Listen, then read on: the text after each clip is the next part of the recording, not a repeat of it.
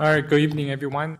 Call this City Council workshop meeting to order. Before I begin tonight's agenda, I just want to take a moment to address a few questions from community members about city operations. I understand that people have questions and concerns, and I want to assure our community that transparency and accountability are important to us. Earlier last month, the council made a clear commitment to ensuring a respectful and professional workplace, and that remains a top priority for us. As part of that commitment, the council last week has directed that respectful workplace training focus on communication, documentation, and follow up on personnel items to be provided to both council members and city leadership. It's a first step towards making sure we continue to learn, improve, and do better.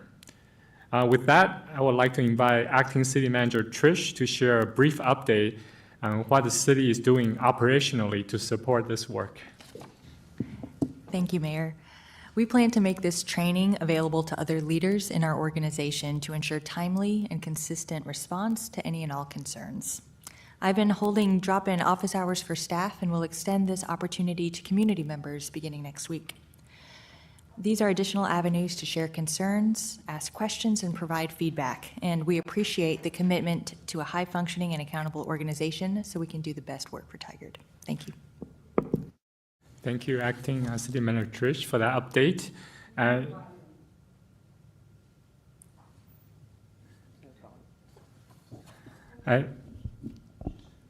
All right, I really appreciate the update and the work underway to support our organization and our city teammates.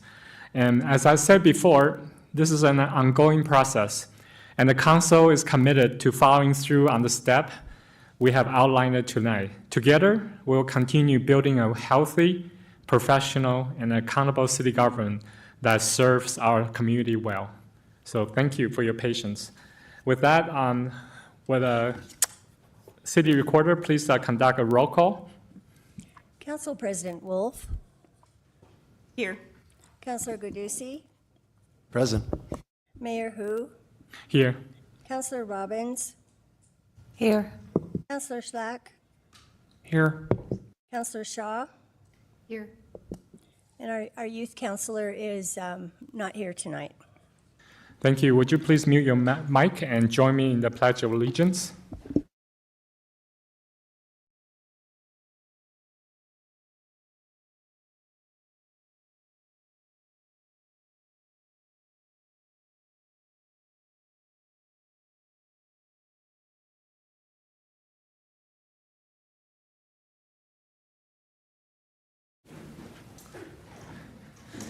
All right, city teammate and council member, do we have any non-agenda items? None from us, Mayor. Seeing none, let's move on to the proclamation.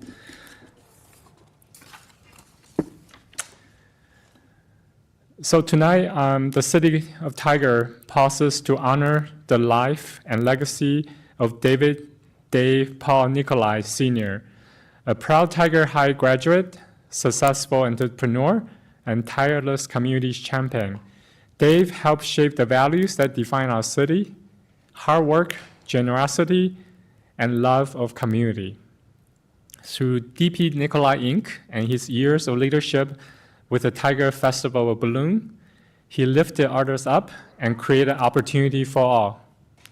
I was honored to join his family and friends on October 5th to celebrate his remarkable life and lasting impact. Tonight, I'm proud to proclaim October 21st, 2025, as the day to honor the life and legacy of David Nicolai in Tigard. Mayor Hu, my apologies for interruption. I think that we're waiting for some individuals to receive. Cindy, do you know? Oh, no problem. So Okay. I didn't mean to interrupt, but I just wanted to just pause for a second. Okay, no problem. Thank you. So thank you for letting me know. I will start over again. So, but while we wait for our guests, I just want to briefly make a comment about the next section of public comments. So tonight, I just want to make a comment about the time, place, manner item on the next week's council agenda. Council will be hearing options at the next meeting with the expectation that an ordinance is brought forward at a future meeting. There will be no change to the city ordinance next week, October 28th, but we continue to welcome public comments on this item tonight and next week. All right, so I see our Daniel? Yeah, please. And Cindy Murphy is joining us. Welcome. So let me repeat that again. So Thank you. tonight, the City of Tiger pauses to honor the life and legacy of David Dave Paul Nikolai Sr., a proud Tiger High graduate, successful entrepreneur, and tireless community champion. Dave helped shape the values that defines our city: hard work, generosity, and love of community. Through DP Nikolai Inc. and his years of leadership with the Tiger Festival of Balloons, he lifted others up and created opportunities for all. I was honored to join his family and friends on October 5th to celebrate his remarkable life and lasting impact. Tonight, I'm proud to proclaim October 21st, 2025 as a day to honor the life and legacy of David Nikolai in Tiger, in gratitude for his extraordinary contributions and the example he leaves behind. So, thank you. Would you like to say a few words? Just Yeah. It's on. Okay. Is it on? Hello. Yeah, I'm Daniel Patrick Nikolai, son of David, or Dave as he went by, Dave Nikolai.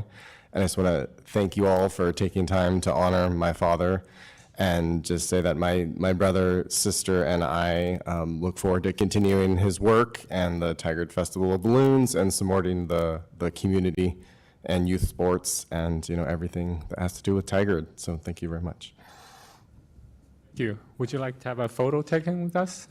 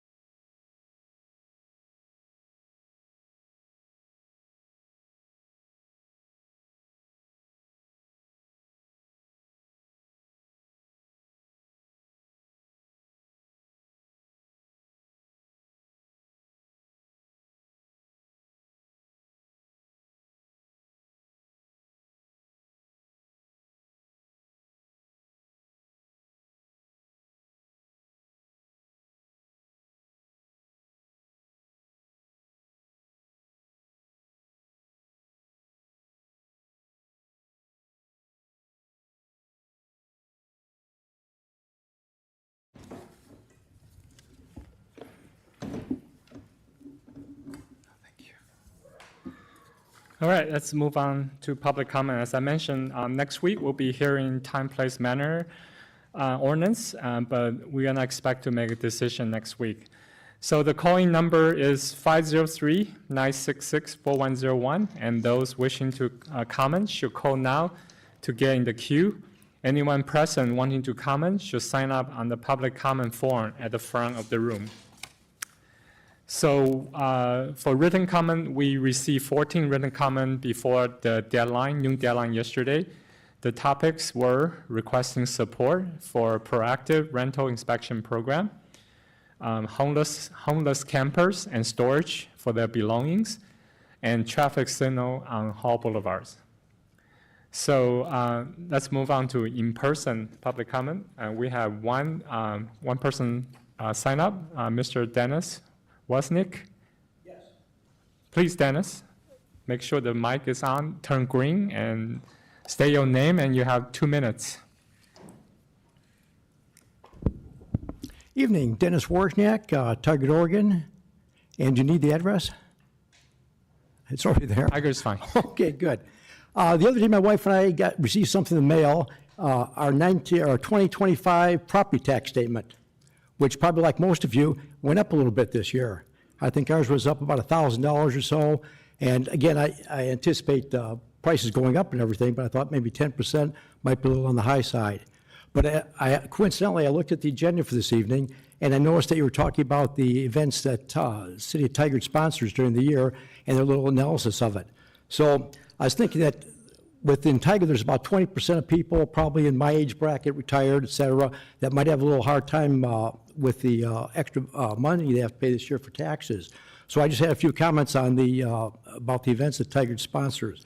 First of all, I think all the events are really good. I can't say enough about them. However, in a time of economic situation where we don't have a lot of funds to pay for, let's say, non-essential items, usually it gets to be a little expensive. And again, when taxpayers possibly see the city paying for things that doesn't directly involve them or is maybe a little exorbitant, they might think twice about maybe voting for certain things. Like, I know Tigard's got a bond measure coming up, which obviously the city really needs as far as that goes. With the police, municipality, that city needs, there's no doubt about that. It's financially solvent. But people sometimes don't vote with their pocketbook, they vote for other reasons. So I just had a few things about the events that the Tigard sponsors. Let's see, I guess it was Juneteenth this year, cost $28,000. And it was attended by 150 people. That breaks out to $186 per person. Now, it's been a while since my daughters got married, but $186 is quite a fee for 150 people. But I'm sure it was a good turnout, good event, everybody had a good time. The Pride event, $35,000. And that came out to be $57 per person. Again, hopefully everybody had a good time. And the Pride event with the attendance, that came out to be a 0.0126% of the Tigard population. For the Juneteenth event, that came out to be Dennis, please wrap it up. 2 minutes is up. Okay. Again, El Tigre, $108,000 for El Tigre. That was $42 per person, and that involved 0.052% of the Tigard community. And finally, the 4th of July, 144,000 divided by 8,000 participants. That came out to about 16% of the Tigard population, and I think it was about $18 a person. So the only thing I'd say is perhaps it might be time to maybe join all these festivals together and save a few $100,000. On the 4th of July also, for between last year and this year, to wrap up. down 20%. So maybe might want to change the format, get a few more people out there. Thank you very Thanks, and much. Good luck with the property taxes. Thank you so much. Anybody else who want to speak but haven't signed up yet? Sir, would you like to speak? Yeah, please come up.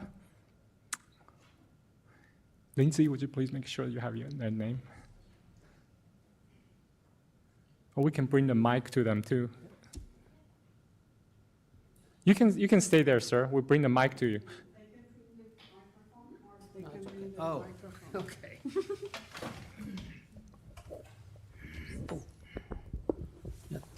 Yeah, thank you. I'm Marsden Smith from Tigard 12332 Southwest Hollow Lane, and I would just, again, like this time, manner, place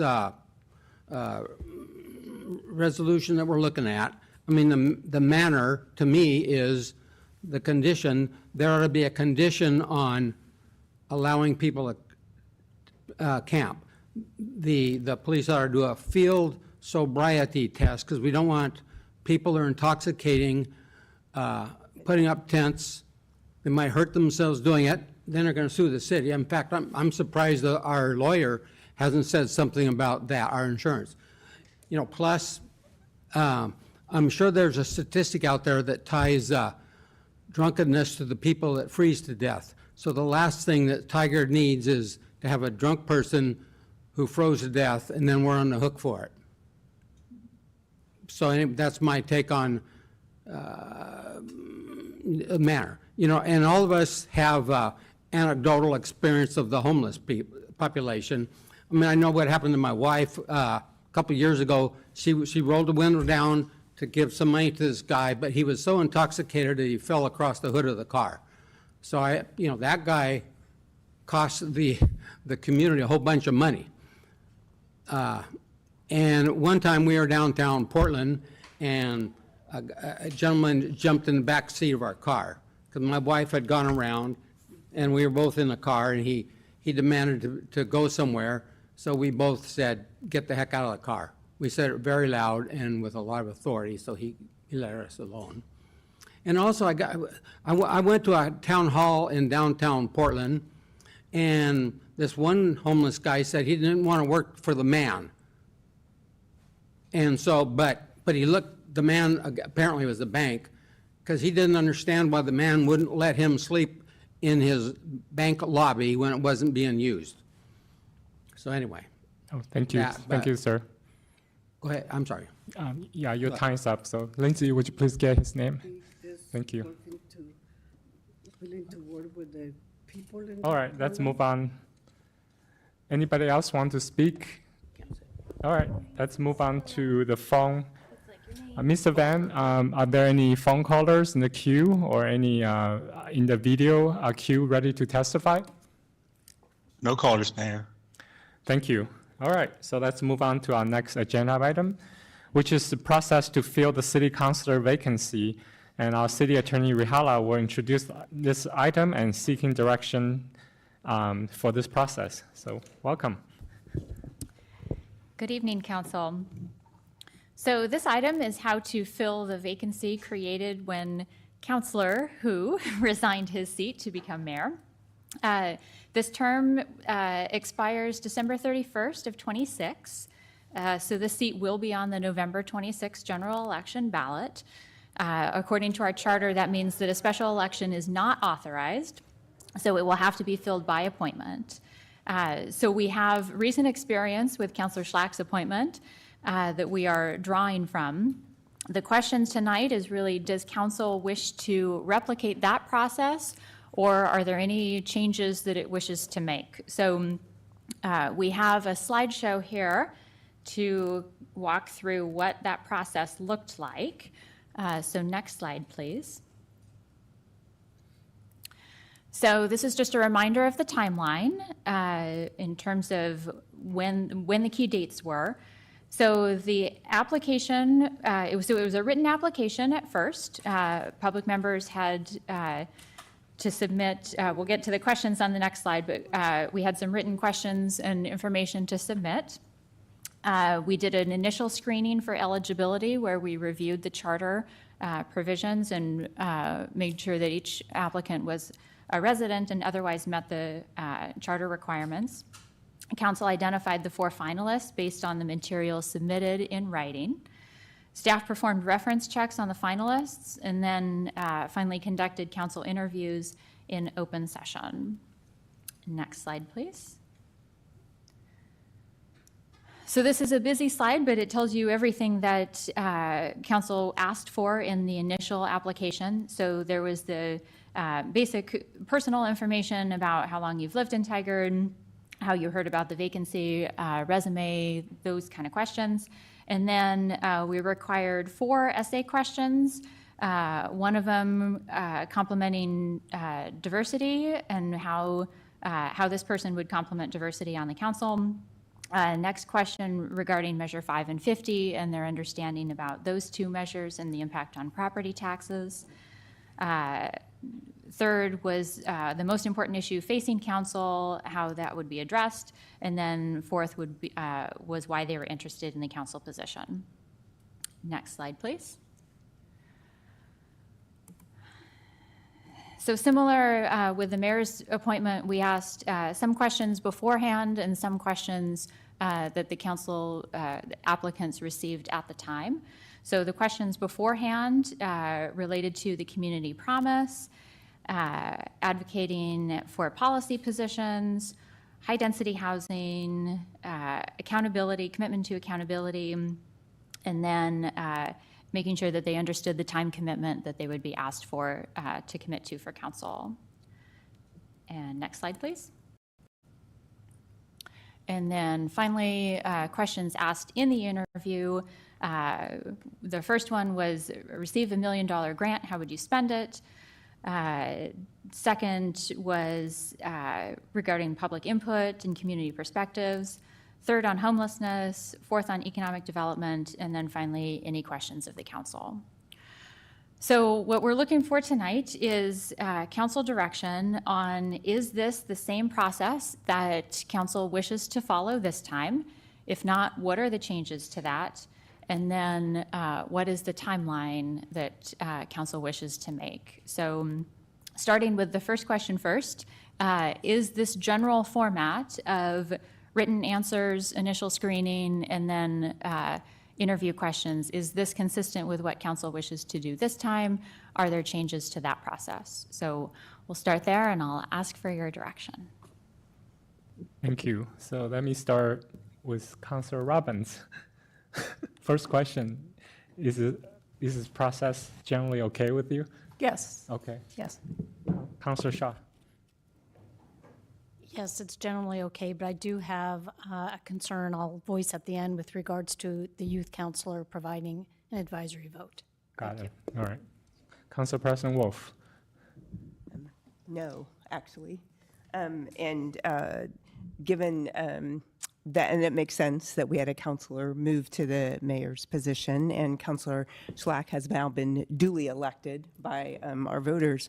But my preference would be actually to do something different. Given the high level of interest in our community, I would actually like to add a step to the process and have a committee formed that actually does the first round of interviews and moves forward, all relative to the number of candidates, to an appropriate number of potential candidates that we would interview for an appointment. I'm just looking for an opportunity to have greater engagement in our community, and that seems to be something of high interest. And I recognize that will add time to it, but it's something that I feel pretty passionate about. And even if it's the committee that interviews are community members that have already vested their time into participating on City of Tigard committees. So, you know, they've already spent that time. They're part of the city commitment and support, but I feel real strongly about it. So that's my 2 cents. Thank you, Mayor. Thank you. Councilor Schlack. Oh, Councilor Robbins. I'm sorry to interrupt. I did not hear what you said initially. Did you say something about a forum? No, I want to add a second layer or first layer to the process, Councilor Robbins, so that actually a community panel brings forward, let's say, 5, or whatever the right number is of candidates that we interview to appoint. There seemed to be tremendous interest in engagement for the mayor's seat, and now we're turning right around again and appointing another counselor, and that is our responsibility, and it's something that we should do, but I think there's an opportunity to engage the community at a greater level. So, All right, Councilor Schlack. I support the general process with different questions next time around, and I thought the process that worked with selecting questions for the mayoral appointment, which was very collaborative, but through through staff to prevent serial meetings from arising, but sort of using spreadsheets to aggregate and decide was very effective. I understand and respect where Council President Wolf is coming from. I'm not overtly opposed to the idea of involving community members, but I would have concerns about the first cut being decided by a committee of folks who are not members of the council. I think that needs to be a council decision. Thank you. Councilor Gudusi. Thank you, Mayor Hu. I do like Council President Wolf's idea. I do think that it makes sense, but instead of doing random community members, maybe look at people that are on current boards, so that way we end up getting community members that are currently involved with the process, that are currently engaged with the city. And then we have a pool to choose from. And then instead of having an additional layer, have that be sort of that first set where they decide the finalists. But I do think that's a good idea. And I apologize if I wasn't clear on that, because that was my intent, that it is like committee members, and I wasn't clear. So thank you, Councilor Gudusi. Any follow-up to that thought, or Go ahead. Sorry, Mayor, follow up to To Council having President's. Council President Wolf and Council Gudusi's suggestion, having board committee members select finalists for us to interview. I appreciate that. Would appreciate that actually for the mayor. But I think it is going to take a bit of time. I do believe that the community is represented by each one of us. I appreciate the idea, but given that fact, the seat is a very short seat anyway, I just think that could limit the ability of somebody stepping in and learning what they need to do and the votes that need to be taken. So that wouldn't be my first choice. Okay. Councilor Robin? I'm trying to think this through and just kind of figure it out. I do think we have had tremendous interest in the community, and I want to be able to take that interest as much as possible. This will actually be a seat for a year, so it's not that short. It's an extended period of time. I do worry about a first cut, and then we don't even see anybody, but perhaps a recommendation, but then we can still see all of the applications. And if there's somebody who was cut that we disagree with or something, that we could then go back or look more carefully. I think I need to percolate on exactly how to do it, but I do like the idea of involving community members in some way. So I don't have a great answer, so. Councilor Schlack, any follow-up? Yeah, I feel very strongly about the council not making the first cut in selection. I'm not opposed to having a forum where community members can be involved and provide their thoughts, similar to how we had that happen with the city manager selection process. But I would have real concerns about. We are all elected by the community. We are accountable to the voters for our decisions, including appointments of individuals for vacancies that arise. And I would have a concern about individuals who are not elected and therefore not accountable to the voters. They're accountable to council because they're appointees, making that first decision. That's just sort of an in-principle objection I have to any decision-making that would be made by such a committee. But I'm fine with such a committee being involved in parallel to provide their thoughts or a community forum as part of the process, but not as a decision-making aspect. I think, Councilor Robin, you have similar approach, right? You're afraid that this committee member will just make the decision while council will be completely excluded from it. So maybe having a parallel advisory group that will not necessarily pick the finalists. I think maybe having a forum where, well, I guess would a forum be dragging in all the people and having them answer questions doesn't seem great. That seems cumbersome and probably long, but I do, I want to hear people's comments, maybe even if we just get comments about what they're looking for. I personally would like someone different than all of us. We all live really close together and stuff. I'd love to have someone from a different part of town and stuff. But to find out what people are looking for, we did try that with the city manager, and I thought it worked. But if we could, even have a forum where people come and tell us what they're looking for, and I don't know, should we post their applications online and allow them to review it and then make comments? I'm not really, I think we're all just kind of spitballing, but. Go ahead, Council President Wolf. I guess the only additional comment to Councilor Gudusi's point about specific individuals that were on committees, because I was thinking the same thing along with stakeholders. They all were interviewed by the mayor, appointed by council. So there was this process that every committee member. Your microphone. Oh, there we go. Sorry. So just to repeat, in case that was on there, all committee members have been interviewed and approved, appointed by council members. And And that was what I was thinking, along with stakeholders that have worked directly closely with council. But I understand it was just an advocacy that I feel really strongly about, that it's an opportunity to do something different. And to Councilor Robbins' point, to bring in a different perspective. And again, my suggestion was not the final appointment, but a group of candidates that's maybe wide enough that we feel comfortable, and then we make that appointment. It's just a unique way to bring in a different opportunity. So I'll rest with that. Thank you. Councillor Schlack. Thank you. A couple of points to Councilor Robbins' point about applications online. During my appointment process, all applications that were deemed eligible were posted online as part of the agenda process. And just thinking this through, because I'm more concerned about letting a vacancy go on past Christmas. Frankly, I want this person to start on January 1st. And sort of, I'm thinking backwards from there. If we were to go with the same process as last year, with the same exact number of days between each of the milestones, we could fit this in with our current calendar by December 9th and get this, no new meetings, no special meetings, no nothing. We could get that done.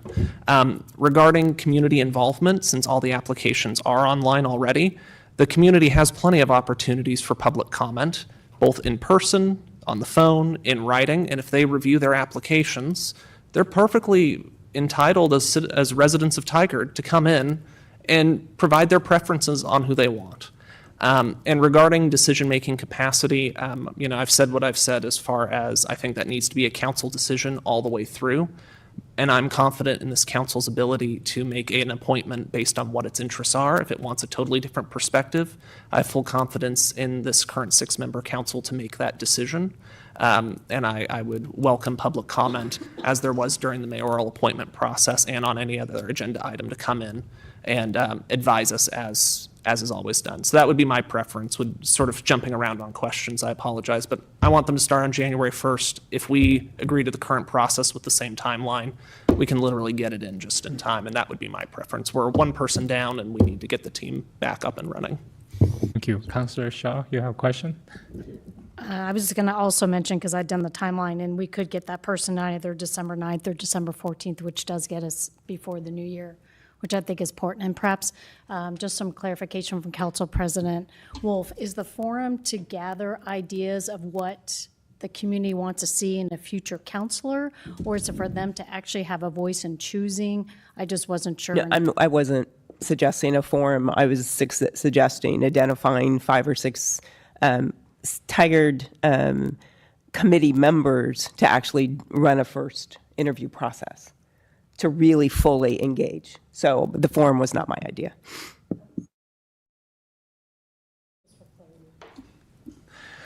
With respect, Mayor, it sounds like there are 3 councilors who are generally in favor of continuing with the same process from last year, and 2 who would like to see amendments. And I would be curious what your perspective is, to see if you're, so we can sort of move forward. draw to a direction. Yeah, so I appreciate Council President Wolf's passion about community engagement, but I do have concern about community members who are not accountable to voters picking the finalists. So I do appreciate, if there's opportunity for forum, if it's logistically possible or timeline will work, I would encourage that. But so right now, I would agree that we should follow the last appointment process. So we have a majority wanting the previous process. So please move on to the next question. All right. So the next question then is about the timeline. We just heard some comments about the desire to have this sooner rather than later. We have been looking at agendas. It does look like the 9th was probably doable. It is going to be a long meeting that night. We'll do our best, but that would be the soonest that we could come back, and we will work to that timeline if this is the priority of council. So next, final question would be on the questions. So is this something that Councillor Schlack mentioned, the process that we use to select the mayor? As a reminder, that is that each councillor And we engaged community input on this as well. We received 90-something comments, suggested questions as to what we should ask the candidates. City staff reconciled all of those, grouped them into themes. Council then selected their top ones, and council received, or the candidates were asked 5 questions up front and 5 questions that they received at the meeting. So you have a sample, or the questions that we asked last time as a sample. So is that process acceptable? And we anticipate that we'll be asking community input on questions, receive council input on questions, and then receive the same process for council to select the 10, and is 10 the appropriate number, questions to ask the candidates. All right, I will start this end. Councilor Gudusi, are you okay with the five questions? Yeah, that sounds reasonable. Okay, Councilor Schlack?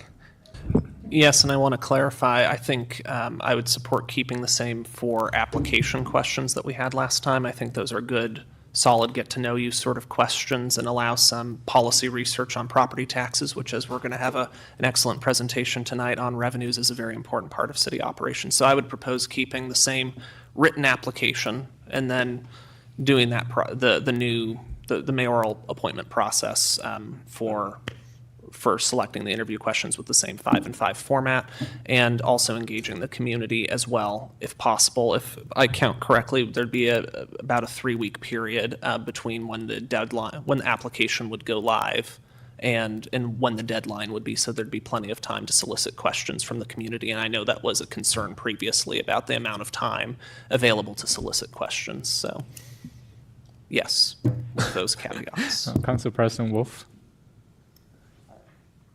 Yeah, it's fine. I was just thinking, and there's probably not a great way to try to reframe the questions, because what you would ask a mayor who's been a sitting councilor is very different than a brand new person that's coming in fairly green to the process.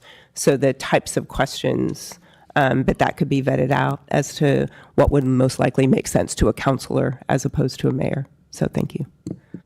Councilor Shah? Yeah, I like the idea of keeping the format the same, asking for questions like we did, and I actually appreciate Council President Wolf's comment, that person could be fairly green. I would limit it to 8. Quite frankly, 10 was really long, and I think some of the questions were a little repetitive, and I just think we could make it a little bit more crisp. So, as a former candidate, that would be my 2 cents. Councilor Robbins? Thank you. I'm fine with the process. If we want to cut the number of questions in during the interview, which I don't think would be wrong if we already said we're going to have a long agenda, so to try to make sure we get through 4 people, we could always add an extra written question to the application that we can all review, and then ask 8 questions so that, we still get a really good picture of everyone, but we're not taking so long. I do have a separate question, and I'm just going to bring it up just in case. How are we going to advertise this? Or are you going to go over that? Thanks for asking that question. We would use similar channels as we did with the solicitation for mayoral questions, but perhaps broaden it out even further. We've got some excellent communications professionals who can tell us the sort of reach we have with our existing newsletters and outreach. And then the suggestion is also to extend beyond the internet and the computer and actually post to bulletin boards, such as at the library and the senior center, and perhaps also advertise, time permitting, within published journals. And just to clarify, I was referring to how we're going to advertise that we have an opening. That's what I meant. Okay, not the asking for questions. Sorry. Right, and that was responding to the question about the vacancy. And we sometimes maybe we can have 3 candidate finalists. We don't have to have 4, so we can have 5. So maybe we can adjust the number of questions depending on how many finalists we have. So it's not dragging on forever. So if we take the same time, is that? Do you want to talk about timeline? If we talk about timeline, I print out the calendar. If we follow the last time, then the advertisement shouldn't go out no later than 29th. So is that something that's doable? October 29th. So we should prepare to have the application advertised widely by 29th. Okay. And then we will have application deadline, let's see. November 21st. November 21st, before Thanksgiving. And then let's hope to have a finalist, whether 3 or whatever, by December 2nd, and then we will do the final interview and appointment on December 9th. That's the tentative timeline right now. Does that sound good?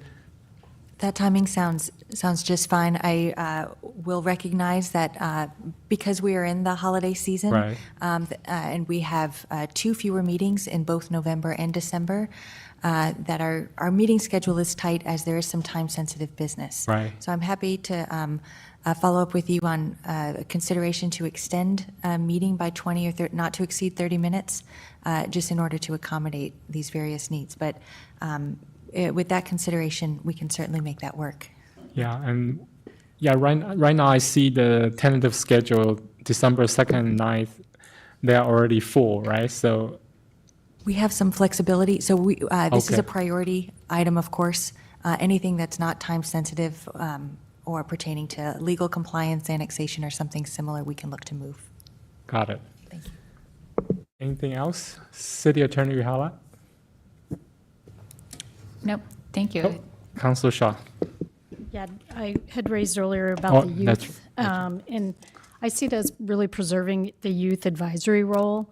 I think the youth council members are most effective when they're bringing on the perspective from the youth, and that it pertains to policy discussions rather than getting involved in political appointments, which I do think and could compromise their role.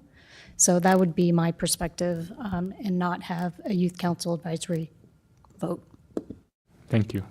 And that was your recommendation too, right? City Attorney Rihala. So, yeah, so we agree on that. So, all right, so great. Councilor Shock? And then I just want to return to this point, is that the council have any concerns about the appointment being for a January 1st start date for a full 1-year term? Anybody have any problem? I just feel like that's a good final Potential. part of the timeline. Starting date January 1st? Yep, that's fine. Okay, thank you. Thank you. Wow, that was a very robust discussion, which is needed, so thank you so much. All right, so next item on the agenda is budget and revenue update, and we have Finance Director Kane to present this item.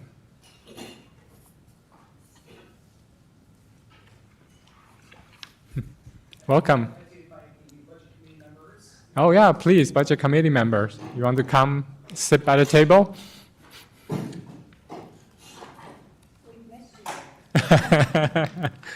Councilor Robin say we miss you.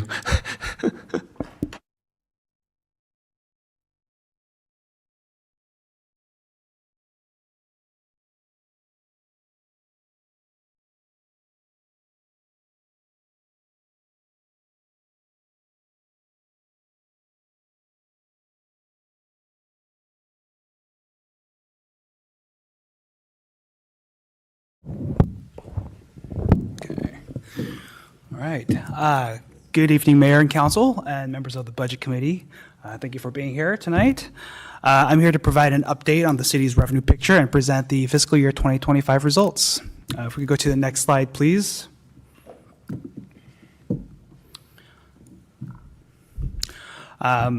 So we'll start with an overview of the city's revenue and then look at our fiscal year 2025 results, review some of the key funds over the past 5 years, and then I'll wrap up on some key takeaways and what it means for long-term sustainability.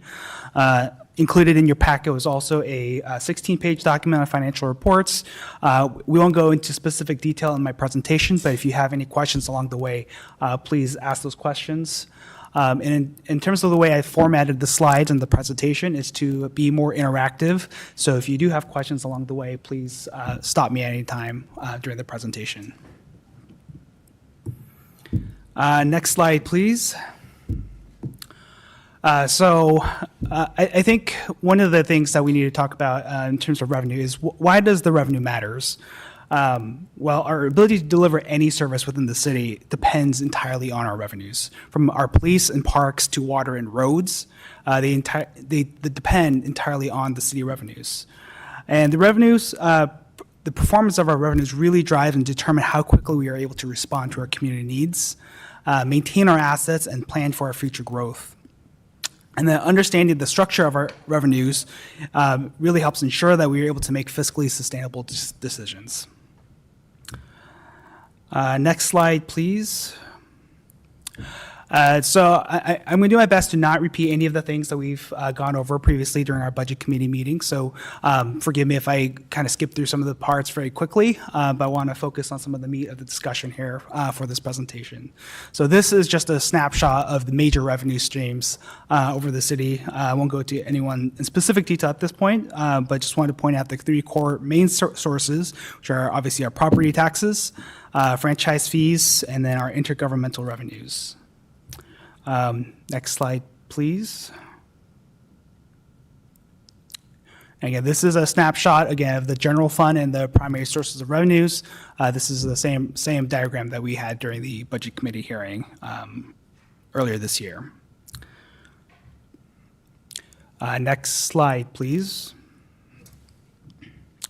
So I do want to take a moment to talk about property taxes. So property taxes, as you saw on the last slide, is our most stable revenue source. But under Oregon's property tax system, we all know that growth is capped at 3% annually. That means even during strong economic years, property tax revenues still will lag behind inflation and service demands. Our general fund permanent rate is at $2.5131, which is amongst the lowest in the region. Our option levy to support the police department or public safety levy is 29 cents per thousand. And then our GO bond is at 33 cents per thousand, which is expected to drop off this year. And even combined with our levies and option, it still brings us under $3, just around $3 per thousand, which is still amongst the lowest in the region. And so with property taxes, there are these three general buckets for where the city receives property taxes. So you have our general fund, which funds your general services, your police, library, parks, community development, general government. And this is your most discretionary fund, and where you can spend the funds based on council's direction, based on what the city is prioritizing in terms of how we spend our money. The levy funds, these are when we go out to the voters and ask for the voters to support a specific levy to fund specific things. And this is what also referred to as an option levy, and it has to be renewed every 5 years. And so as I reiterated earlier, the option levy at 29 cents per thousand, that is the public safety levy that was passed last year. And then finally, tax increment financing is another important revenue source, and something that's important to discuss because there are trade-offs that happen with tax increment financing. So these are urban growth boundary, or not urban growth, I apologize, urban renewal zones that are designated within the city that have to go through the voters for approval. And so what happens is the base of that district, the tax base gets frozen, and then any growth within that district gets added to a separate agency, which is the Urban Renewal Agency. And so any of the growth for any of the taxing jurisdiction within that district goes directly to the TIF. And depending on how you look at it, it does decrease growth from coming to general operations, but the trade-off being that it goes towards investments in an area that needs investments. And then when the district expires, the property tax increases, or not increases, but the growth that had been accumulated within that district does get redistributed back to the jurisdictions, with the goal that at the end of the cycle of the TIF district, which is for a finite period, you would have seen some growth that otherwise you wouldn't have seen.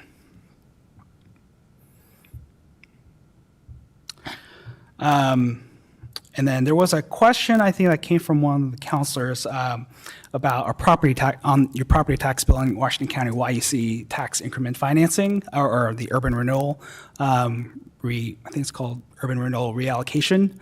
For clarification, when a TIF district is adopted and approved by the voters, that doesn't increase the taxes. All it is the growth in that zone being reallocated. And so it does show up in your property tax bill, but it's not an increase, it's just a reallocation. And then so again, when the district expires, that amount just gets reallocated to the different taxing jurisdictions on your property tax bill.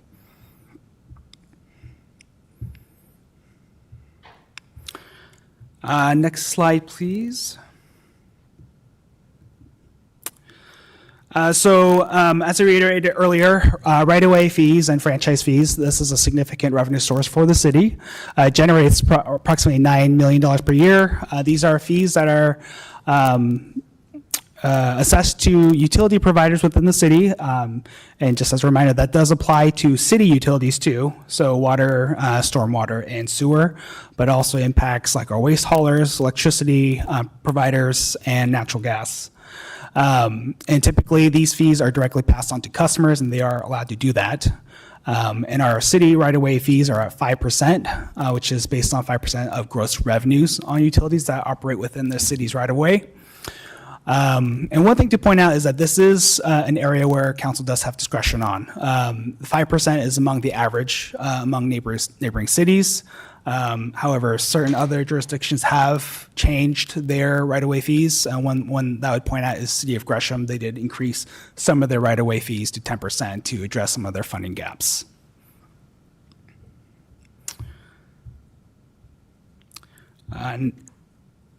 Next slide, please.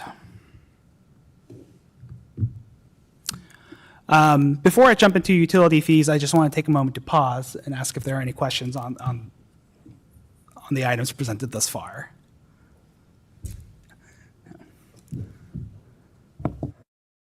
You somewhat addressed it, Director King, but Gresham, I mean, doubling it relative to neighbors is pretty high. So was the gap something unique or just, I mean, because it just seems significant.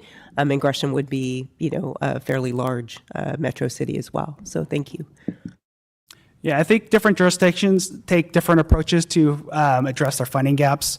I think every city has in Oregon has felt some of the challenges with Measure 5 and 50, and so the right-of-way fee was just one of the ways that I think Gresham handled it. I can't speak firsthand on the whys and the conversations that they've had with their elected body, but I do know that these conversations do happen with different jurisdictions. Cool. Going back to the property tax slide. So first, I just want to make sure I heard you correctly. With the Go Bond line item, that's going to drop off for next tax year? That is correct. Cool. And then the second one, so reallocation. So I live on the west side of town, not in any of the TIF districts, and I was looking at my property tax bill, and let's just, for easy math, it was $100. And I know that's the case for a lot of our residents. Would you be able to explain, again, the reallocation part? Because I wasn't quite following how that works. It is very confusing to explain, so I'll try my best to simplify it. So when the county assessor looks at the assessed value across the entire taxing jurisdiction, so for like the city of Tigard, a portion of the tax base that's frozen in place for the TIF district is reported separately on the tax assessment, but you don't see that on your property tax bill. However, whenever there's an increase, the 3% increase every year, that goes through a reallocation process. It's more than just the 3% increase. It could be like if there are like new development, things like that could add to the growth of that zone. So that piece gets reallocated in the total assessed value of the taxing jurisdictions. It's not any one person. It's across the whole taxing jurisdiction. This would be much easier to explain in like a spreadsheet format. I live for the spreadsheet format option of this. But so if I'm hearing this correctly, so the growth is frozen in the TIF district, but there's, so it's going to be at a frozen rate. And then there's an increase that would happen, and that increase is really getting paid from the rest of the taxing jurisdiction. Is that accurate? So the growth is just the assessed value, not the millage rate. So the assessed value of a TIF district is frozen in place at the point in time when the district gets adopted. And I might invite, I don't think our redevelopment manager is online right now. He might be able to answer this more technical question better than me. But as I understand it, the base is frozen at that time. And then so, like say, like for example, in the Triangle, one of the new properties that was added there was the Overland mixed-use building, and so that added to the tax rolls. And so the property taxes from that built development has not added any revenue to the city's general fund. It all goes to the TIF district when those properties come online after a district is formed. Thank you. Is there anything I missed? I'm looking at Community Development Director Kirkman.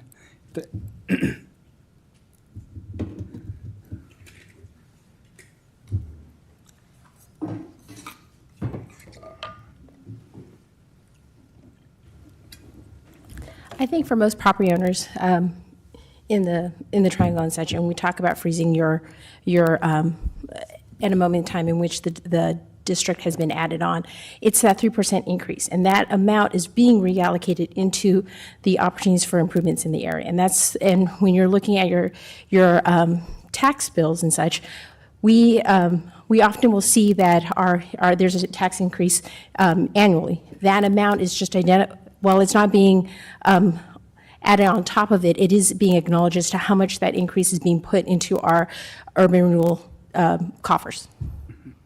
That helps. So it's a little different for new developments coming in, but I think for most of our community members, that's kind of the key element of understanding why we talk about freezing. It's a frozen amount and time, and that the actual improvements or increases throughout the next 30 years are what's being allocated into the district's budget.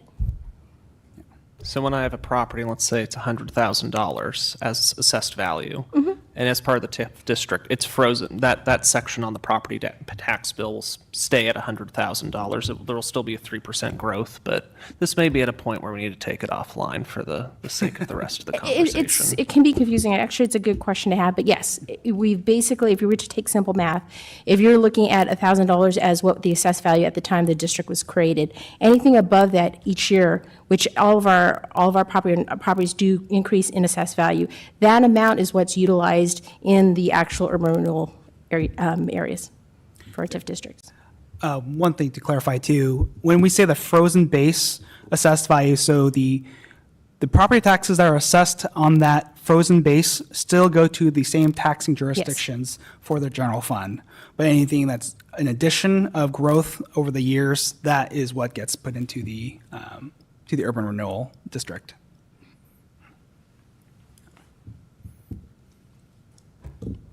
A question from a budget committee member. Go ahead. Thank you, Mr. Mayor. I will not ask a question about tax increment financing. I have a question about the utility right-of-way fees, though. Does the fee or the percentage that you decide on, 5%, apply universally to all utilities, or can that be tailored to different utilities? It can be tailored to different utilities. Several jurisdictions have different rates for different utilities. It does not have to be a uniform amount. Okay.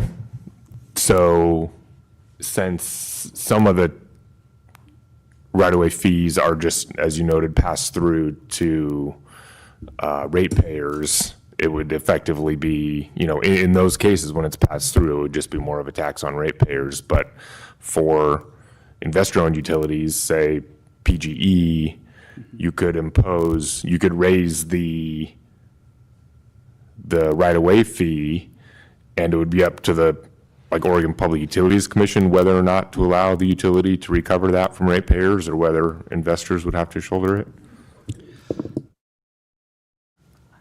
So I'll admit I am not an expert on the Public Utility Commission.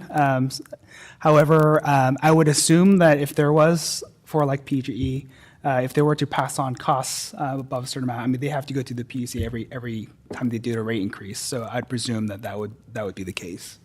But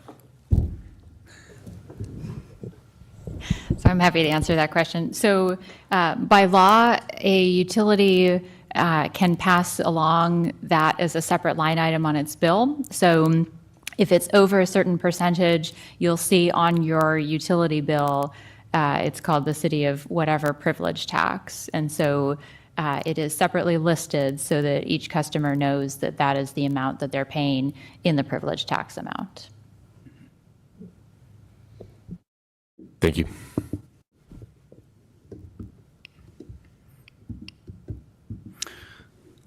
all right, well, if there aren't any further questions on this far, I will move on to the next section of the slides. So jumping into our utility fees. So the water rates, they typically pay for 3 buckets, as you can see in that first line right there. So operations is about 12.6 million. Debt service is a 7.2 million. Sneak peek, we are expecting that number to go down with our refunding that happened recently, but that is what we had budgeted before the refunding. And then the cost of capital is at 11.2 million for this upcoming fiscal year. And so with the capital funding piece, we are in what's called a pay-as-you-go model. So when we set rates, when we do the rate study, they factor in the cost of all the projected projects within the next, I don't want to misspeak on the duration, but it's based on the system plan. And so they factor in all those costs and what the anticipated capital amount that you need to raise to deliver those projects. And so so those costs get factored in addition to any sort of increase in operations, debt service. Those are all factored in the rate studies. And so from a planning standpoint, the capital projects, they include both replacement and increased capacity projects. And then we have SDCs in place, which fund the increased capacity and some replacements as well. And so there are 2 different revenue sources to pay for the water projects. And so the system development charges, they do provide a substantial amount of funds to defray some of those costs. As you know, with new development, you wouldn't expect the ratepayers to pay for all the new development that come into a city. Developers pay for a large portion of increasing your water capacity in a service area. One thing to note is that the current water SCC methodology is due for an update. It has not been updated to include the capacity that's needed to deliver the River Terrace 2.0 area as well as Kingston Terrace. And so our SCC rates theoretically may be below what's needed to fully fund the added capacity for those 2 areas that we are expecting to provide water service to. Next slide. Yep. So if you need to update these, and it sounds like increase the SDZs for water for these 2 new developments, would that be specific to those developments? And if somebody somewhere else built something, would they have the old formula, or would somebody, say, building in downtown or something, have this new increased rate? It's a bit too early to really share where I think that's going to land because it all depends on how the rate study shapes up. But presumably when you have new added development and especially with large areas with Kingston Terrace and River Terrace 2.0, that could add substantial capacity needs. And so when we assess SDCs, there's a multitude of options that you can take. So with River Terrace 2.0 or 1.0, certain SDCs had a, can't remember the right term, certain zones, like, so if you're developing River Terrace, they had a different rate on their SDCs than developing outside of River Terrace. So there are options to do enact policies in that way, but typically SDCs are assessed uniformly in the city. But that would be up to council's direction.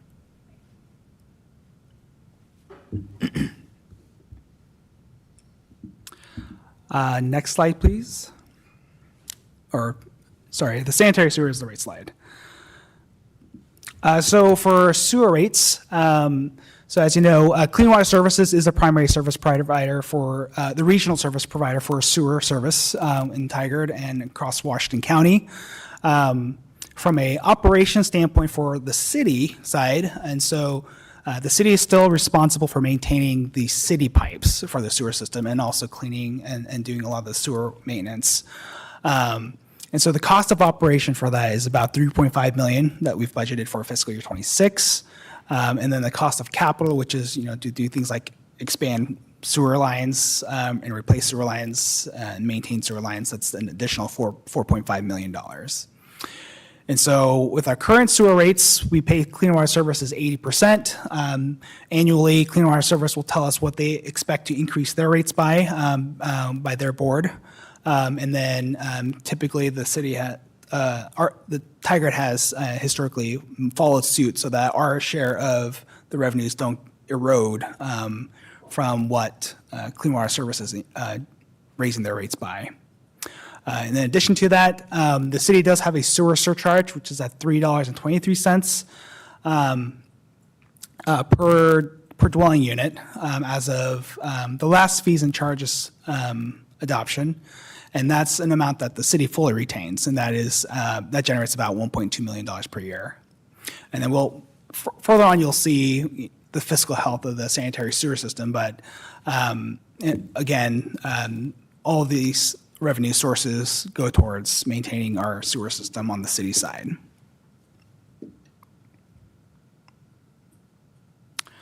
Next slide, please.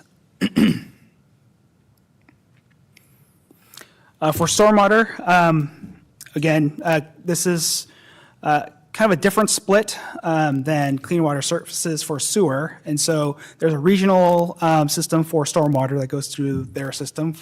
However, a significant portion of the maintenance for stormwater is on the city side. So on the bottom side right there, you can see we have 159 miles of stormwater pipes on the city side, 5,800 catch basins, 331 water quality facilities. So these are all the responsibilities for Tigard to maintain. And so the split on this piece is 25-75, with the city retaining 75%. And then there's also an additional surcharge that the city fully retains.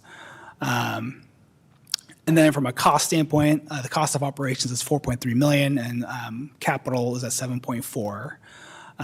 Both the utility for stormwater and sewer, you'll see at a future slide that those two funds are relatively healthy, but that's in part because we have these surcharges that are needed to maintain services for those two systems. One thing I forgot to mention on the utility side, one thing that is coming up right now is that we are in negotiations with Clean Water Services on the splits. So what you're seeing right here for the 80-20 split and the 75-25 split, those are up for negotiations. I'm not sure what the cycle is and when the last IGA was negotiated, but that is going to be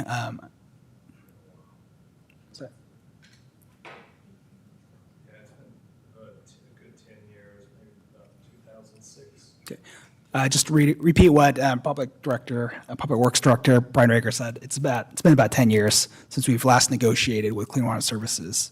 So I would expect those to change. And that would have to come before council, the final negotiated IGA for council approval, correct? Yeah. Yes. Cool. Sounds like we have a lot of SDCs and other things in our future to discuss, including this. So I'm making a list on my end.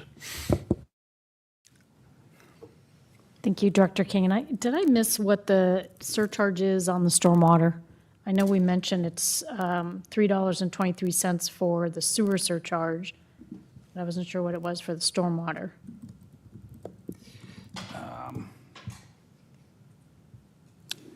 I believe I just missed it in the slide. I can follow up on with that.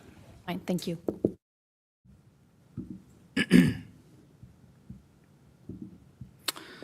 Next slide, please. And I do want to take a pause on the park and recreation fee.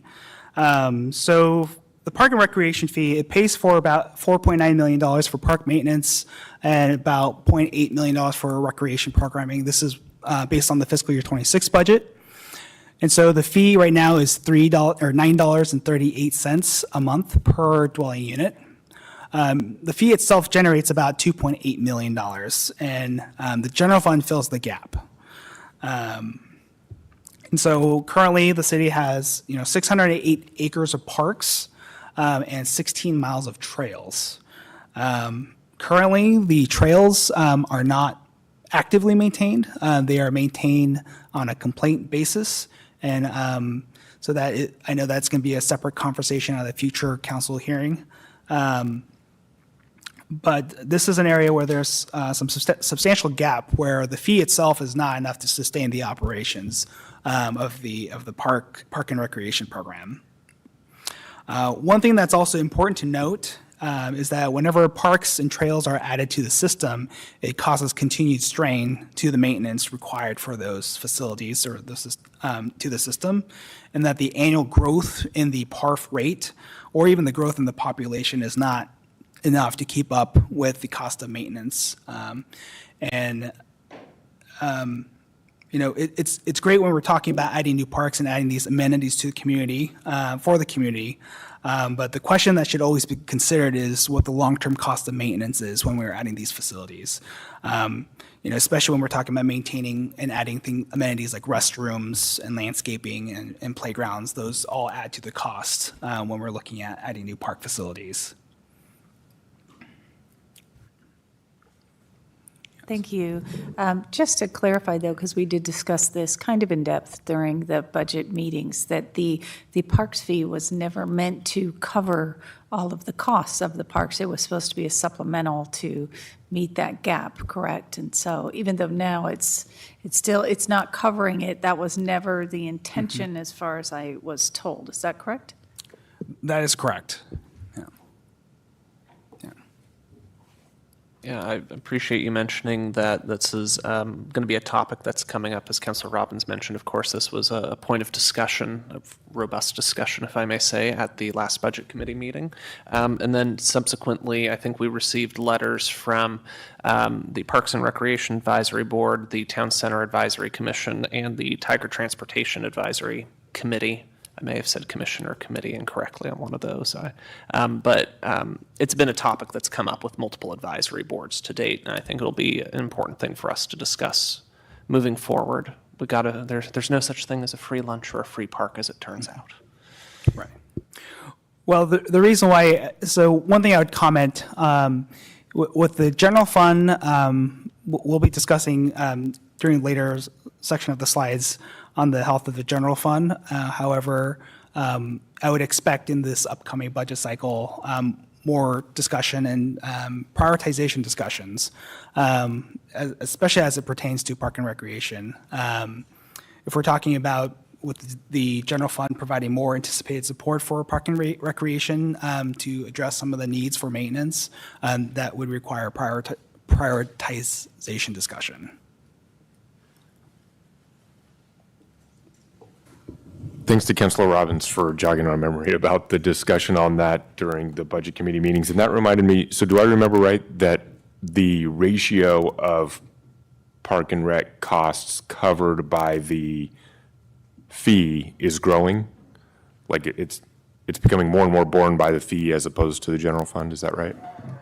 So it's moved around year over year. Currently, the fee is paying for, I don't want to misspeak, but it has shifted between the two year over year. But it's roughly always been about the 50% mark. That's always been the target. That being said, the overall cost of maintaining parks has continued to grow and outpace the revenue that's being collected to maintain the parks. And so, a conscious decision has to be made whether or not that's made up by increasing the park fee and the general fund, or just the park fee, or just general fund. And so how you fund the park program is important when we think about adding more facilities to the park system. And then I think Councilor Shack, you brought up a great point about the trail system plan and the advocacy from the Park and Recreation Board. Again, adding maintenance for the trail system plan would be an added cost that would have to be funded somehow, and that would either be through raising fees or whatever revenue source methodology that council would provide direction on.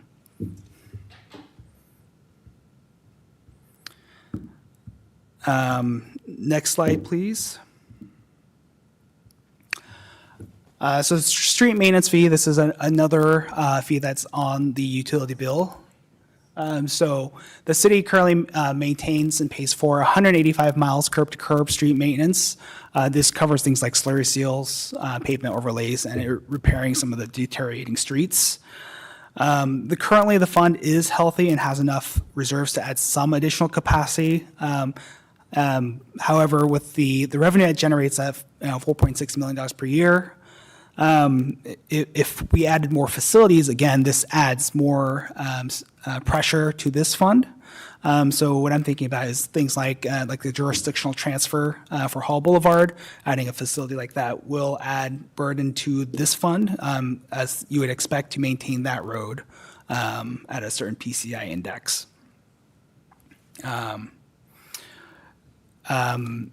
So generally about this fee itself, it's currently at $9.11 per month, and that's also based on per equivalent dwelling unit.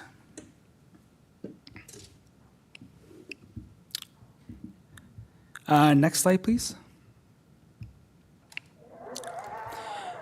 So another significant revenue sources, so development and growth-related revenues. Primarily, these revenues come from building permits and also from system development charges. Specifically on building permit revenues, these revenues cannot be used for any other function other than to sustain the building program. The fund itself currently is healthy. However, we are seeing a significant slowdown in development. Just for this last fiscal year, we are seeing approximately a 28% reduction in revenue from budget, and also a year-over-year decrease in building permits. When we look at the different cycles in the economy, this is one of those revenue sources that you typically see, like the boom bust cycles.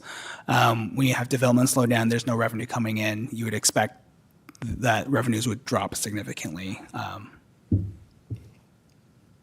Dr. Kane, quick question. When you say can only be used to sustain, is that a state law? Is that? That is a state law. Fine. Thank you. Correct.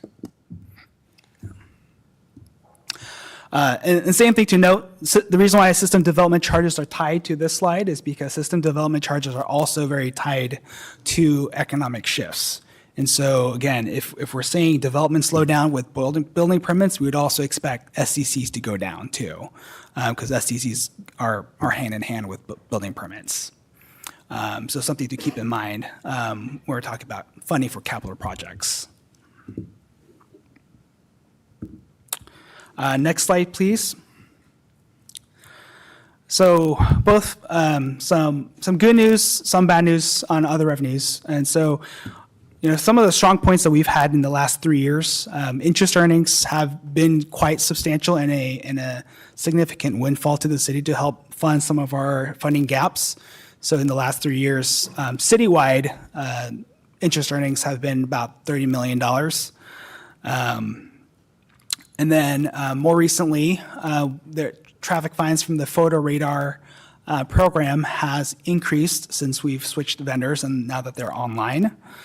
However, as we have seen in the recent past, both of these revenue sources are incredibly volatile. And so they are not a dependable source to fund ongoing operations. They are suitable for paying things like one-time expenses, but in terms of paying for continuous costs when you have volatility. So in the short term, we expect that the interest rates will likely drop. I don't have a crystal ball and can't say that for certain, but most financial experts would predict that interest rates will drop, which would mean that our revenue from interest would go down in the near term. And again, traffic fines is something that you can't really predict human behavior.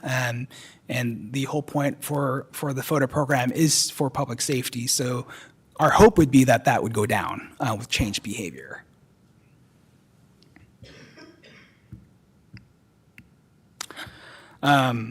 So that's to say, just long-term, when we think about fiscal sustainability, if we're expecting to see reductions in some of these revenue sources that have been used to shore up our funding gaps, it will require further conversations on either revenue offsets or cost savings to help balance the budget. And Director King, just to your point, it actually changed my behavior. So to the photo radar implementation, I've not gotten one since. And we will have an update on the program in short order. Next slide, please. This is a snapshot in a diagram of how capital projects are funded. So I'm segueing over to capital projects now. So looking at, this is organized by each system within the city and the major systems. One common theme that you'll see in this slide is that every system has a dedicated revenue source. But as many of you know, the facilities do not have any sort of revenue sources. And so historically, we've had to rely on general funds, bonds, other revenue sources to pay for facilities. And one of the reasons why, when we're talking about a public works and PD facility, it's important to note that the city does not have funds from the general fund to fund that kind of expenditure, and that's one of the reasons why an ask for a bond is needed to pay for such a facility.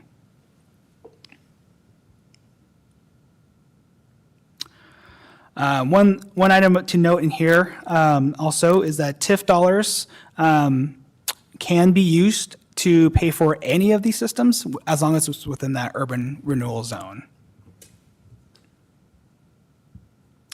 Next slide, please.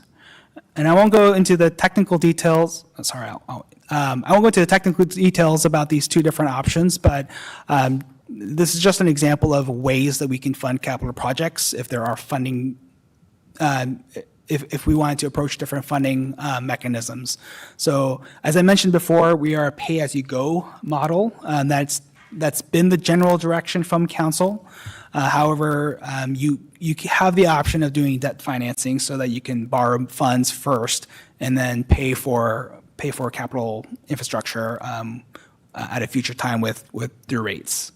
But with the pay-as-you-go model, that allows us to build reserves and gives us more certainty around funding. And ultimately, it is a lesser costing option as you don't pay for interest with this methodology. But it does mean that in terms of when you look at fiscal results, you'll see reserves growing, especially with these different systems that are paid by rates. So when we're looking at like our water fund, the sewer fund, and the stormwater fund, you would expect to see an accumulation of fund balance, and those get drawn down over time to pay for different capital projects. Director King, just for clarity on the intergenerational equity, is that if you debt finance, you know what your rate is and you can lock in the expectation of costs going forward? Or help me understand so I know what that means. So the intergenerational equity is that's always an interesting conversation. This was actually a topic of conversation when the water treatment plant was built and the philosophy around that. So when it comes to capital projects, when you do pay-as-you-go model, your current ratepayers are the ones that are funding a project for a future use. And so in theory, if you have someone who lives in Tigard and decides to move, they're not paying, they had been paying for a project that they're never going to have any utilization of. With a debt financing system, you would borrow the money up front, and then your future ratepayers are the ones that are going to be paying for that infrastructure. And so you can structure your financing to be, 30 years. And so especially if you have like a long-lived asset, your future ratepayers are the ones that are paying for a facility that they're going to use. And that's what I mean by intergenerational equity.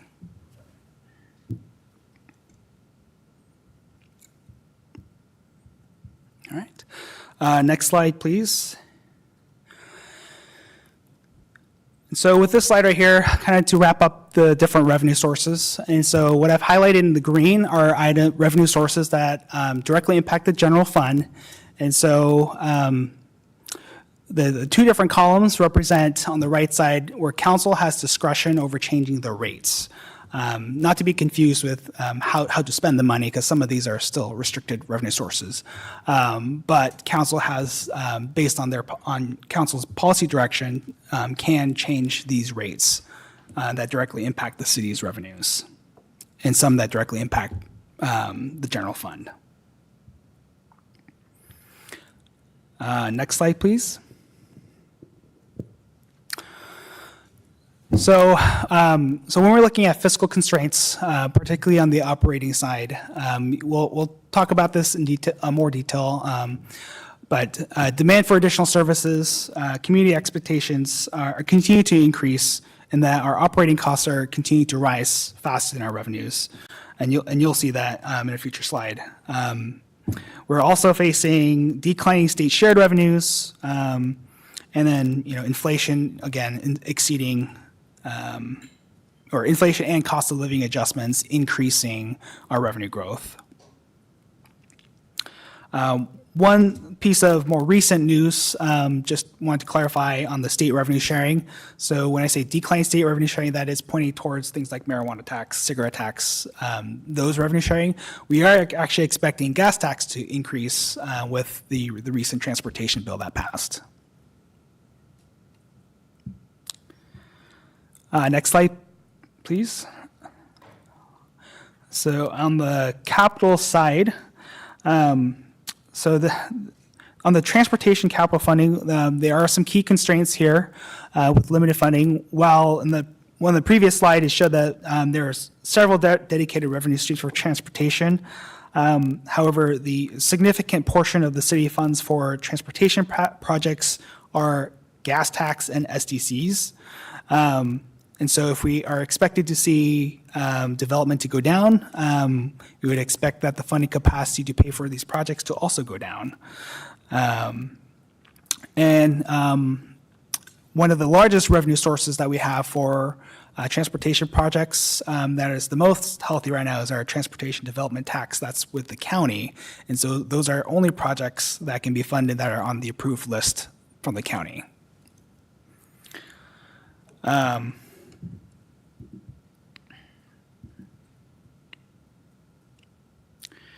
Another important thing to note on the SCC methodology, and again, I had mentioned some of the new systems that are the regions that are being added to the systems. However, our SCC methodologies that haven't been updated in a number of years still don't reflect the true cost of post-pandemic era construction costs. And so we are expecting that as we are getting through our methodologies, that the cost of delivering capital projects will increase, which will ultimately reflect changes in the SDC rates. And then finally, facilities continues to be a significant fiscal constraint as we don't have dedicated revenue sources for any facility improvements or replacements. And so with that, I think this is a good place to pause for any questions on the revenue pieces before we jump into fiscal year 25. Two questions. Has the city previously considered some sort of fee on the facility maintenance side of things like we have with Parks and Rec and Fourth Street maintenance? I would defer to any of my colleagues, but I don't recall any conversation or discussion. I don't believe we have familiarity with the fee in the past, just to verbalize the head shaking. Okay. Yeah, cool. And then I'm curious on the fiscal constraints part. So what was it, 29% of funding coming from state and federal sources or thereabouts. Obviously, we're going through a period of fiscal contraction at the federal level, which is trickling down into the state level. And I'm wondering if, and this may be more appropriate for the acting city manager to comment on, as far as like legislative agenda and so on, how the city may be accounting for that in its upcoming forecasts of revenues. So at the federal level, is that your question? Federal and state, because we're seeing contractions at the federal level, which, as people have probably read in the news, are impacting state level expenditures. And I'm just wondering, how that will trickle down into city level revenues, if at all. So just off the top of my head, from a funding constraint standpoint, the federal, where we see potential impact, again, are likely through grants. We do have certain grant-funded programs that are federally funded. State, as far as anything that goes past through the state, there are a few state pass-through grants as well. So that's where I would anticipate potential contraction. And just to be frank, there have been some potential lapses in funding based on executive orders and certain risks that we've had to sign off on. For example, one of the programs or grant programs require that the city sign on that there's potential that we won't receive reimbursement for one of our programs if they receive a lapse in funding from the federal government. And so there definitely is a reality that there's potential contraction there. Thank you. It's all interconnected, so that's why I wanted to touch on that. Correct. All right, so I'll try to go, based on time, I'll try to go very quickly on the fiscal year 25 portion. So if we can go to the next slide, please. So I just wanted to share some key takeaways on the fiscal 25 results. And so in your packet, you saw on the first page is a summary page of all the revenues and expenses by fund. Just one thing to note on the general fund that we just finished about 1% off of forecast, which is fairly accurate. However, I would have hoped it would have been on the surplus side, not being short on revenue. So it is lower than expected.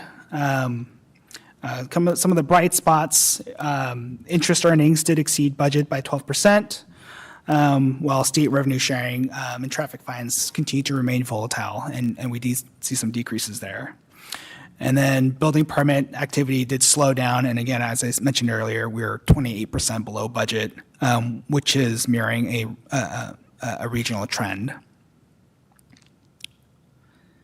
Next slide, please. The key takeaway on the fiscal year 25 results, we did see some significant vacancy savings and underspending, particularly in the general fund and in central services. Specifically in central services, I did want to point out that we did have some pretty significant savings, about $2 million from the last year, which is primarily from IT, making some proactive efforts to reduce costs in their budget.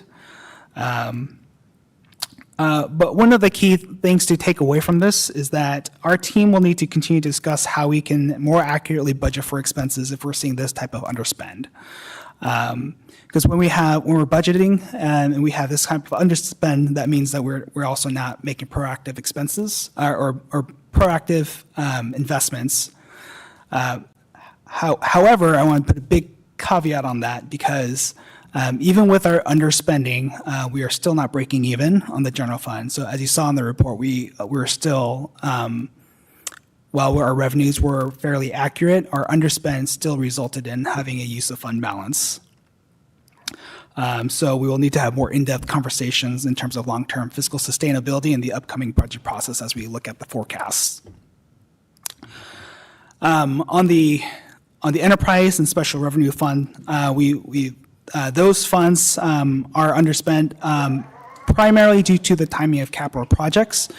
And then I'll jump into kind of fund by fund analysis very quickly. So next slide, please. So on the general fund itself, compared to the prior year, our revenues, or over the last 5 years, we've seen revenues increase roughly about 2% on a compound annual growth rate. And then on the expenses side, it's been increasing about 4% over the last 5 years. And so you can kind of see that being inverted. I will note that in fiscal year 22, we did see some of a one-time blip, and that was due to the ARPA funding that skewed that year. However, I would try to ignore that from a long-term sustainability standpoint, since that was a one-time funding source that is unlikely to return.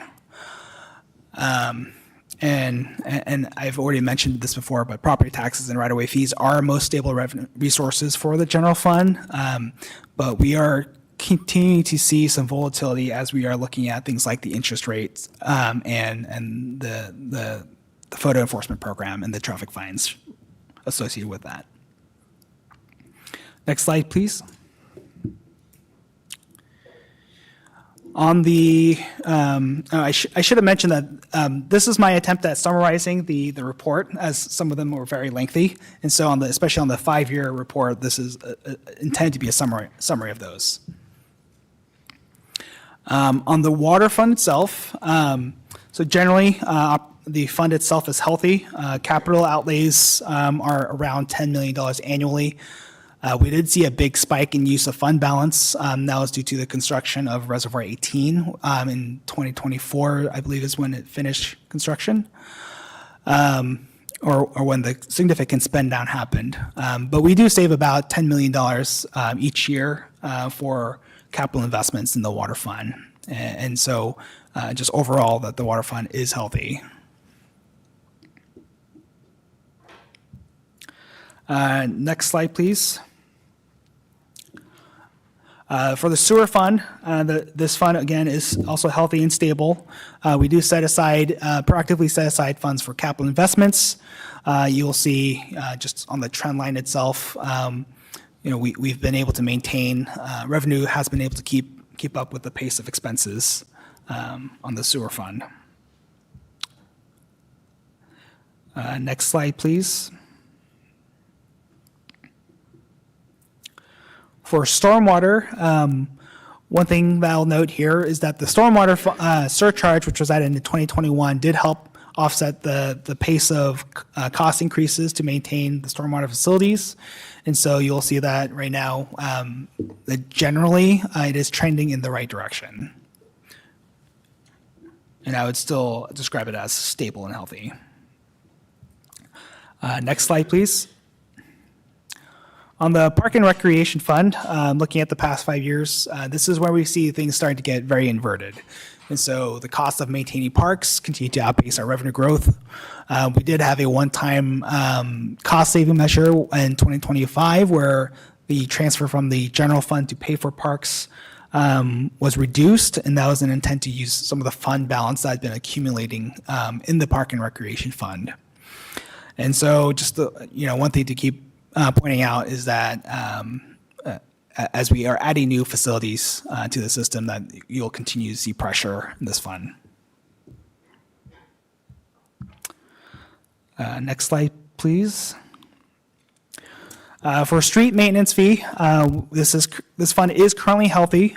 There is a bit of a dip that you see in the trend analysis, particularly during the COVID period where there was significant less street usage. And so there's less maintenance that was happening during those years. The overall fund balance for this fund is healthy, but any sort of, again, any new facilities that get added to this would add pressure to the fund and revenue source. Next slide, please. The building fund, as I mentioned earlier, is also another healthy fund. That being said, our permit fees have actually not increased since 2009, which was during the last, if you recall, the last recession. However, this fund is vulnerable to economic shifts. However, the fund itself is healthy enough to weather some economic downturns, depending on how long that downturn is. Next slide, please. For gas tax, so the revenue growth for gas tax has been flattening and the trend has been going in the wrong direction. However, we do expect that this is should go in a positive direction with the recent transportation bill that was passed. And so this fund is primarily used for operations for the streets team, as well as capital infrastructure for transportation projects. And so we are expecting this to go in the right direction for now. Next slide, please. And so this slide right here is kind of a summary of all of our central services. The critical thing I wanted to point out in here is that we've had some significant increases in our essential services fund to meet service demands. And so just kind of point out there have been a lot of investments in things like Tyler and also other city internal focused programs. Another one that comes to mind would be like the DEIB program within the city. And so these kind of increases, if you see the chart, they are currently unsustainable as these do impact all the city funds. And another thing to point out is that we did implement a ISF program policy a couple years ago, which we required us to set aside certain funds for replacement of equipment, IT equipment, fleet, and facilities maintenance. And so these funds, they have removed some of the discretion around how we save for these funds. And then they've also set them on a certain time cycle. And so those also have caused a pretty significant increase in our central services and internal services. And then the last one is just kind of an outlier, just pointing that out.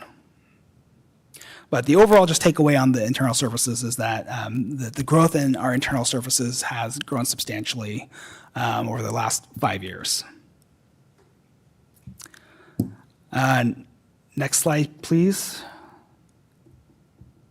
So some of the key takeaways overall. I think some of the themes that if there's one thing that you could take away from my presentation is that adding any additional services or facilities, they require new additional revenue sources or some type of trade-off. We can expect to see continued volatility in some of our revenue sources, and our operating costs continue to outpace our revenues. And then as we are looking ahead to fiscal year 2027, that we'll continue to refine our funding strategies to maintain long-term sustainability. And that concludes my presentation. Thank you. And it's exactly 1 hour as scheduled, so great job. And we're out of time, but if you have quick questions or comments.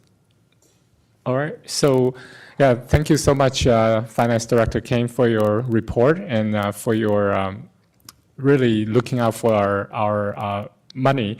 And the last takeaway is growth in operating expenses continue to outpace revenue. So, and that's also just to maintain existing service level, right? So that is correct, and that's something that's important to note. Demands for services continue to increase. Right. And so we're not even looking at adding new services when we Exactly. talk about our expenses outpacing our revenues. So it looks like this council, the budget committee, and our community will need to have a serious discussion next year about what our priorities are and how we're going to pay for the thing we want to do, right? So That's yeah, correct. so Quick comment, Councilor Schlack. Yeah, just quick question. This is a question that I got from a constituent, actually, because every year we sort of talk about, and this was the phrase that was used, the fiscal cliff in the general fund, which is we have that trend out that basically shows that, sort of to what the mayor was saying, expenditures keep going up, our revenues are not going up as much.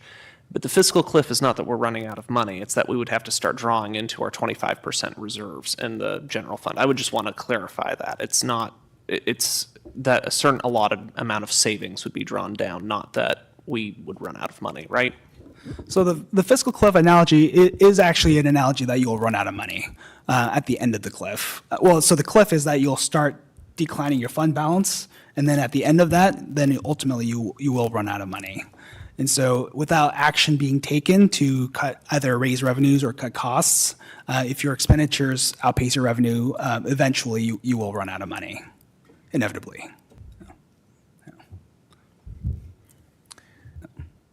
All right, so thank you so much, Director Kane. Thank you. All right, next item on our agenda is the special event analysis, and we have Assistant to the City Manager Hendricks, Management Analyst Richardson, and Digital Communication Coordinator Barrientos. They will give the staff report, and there's a slide presentation. Welcome.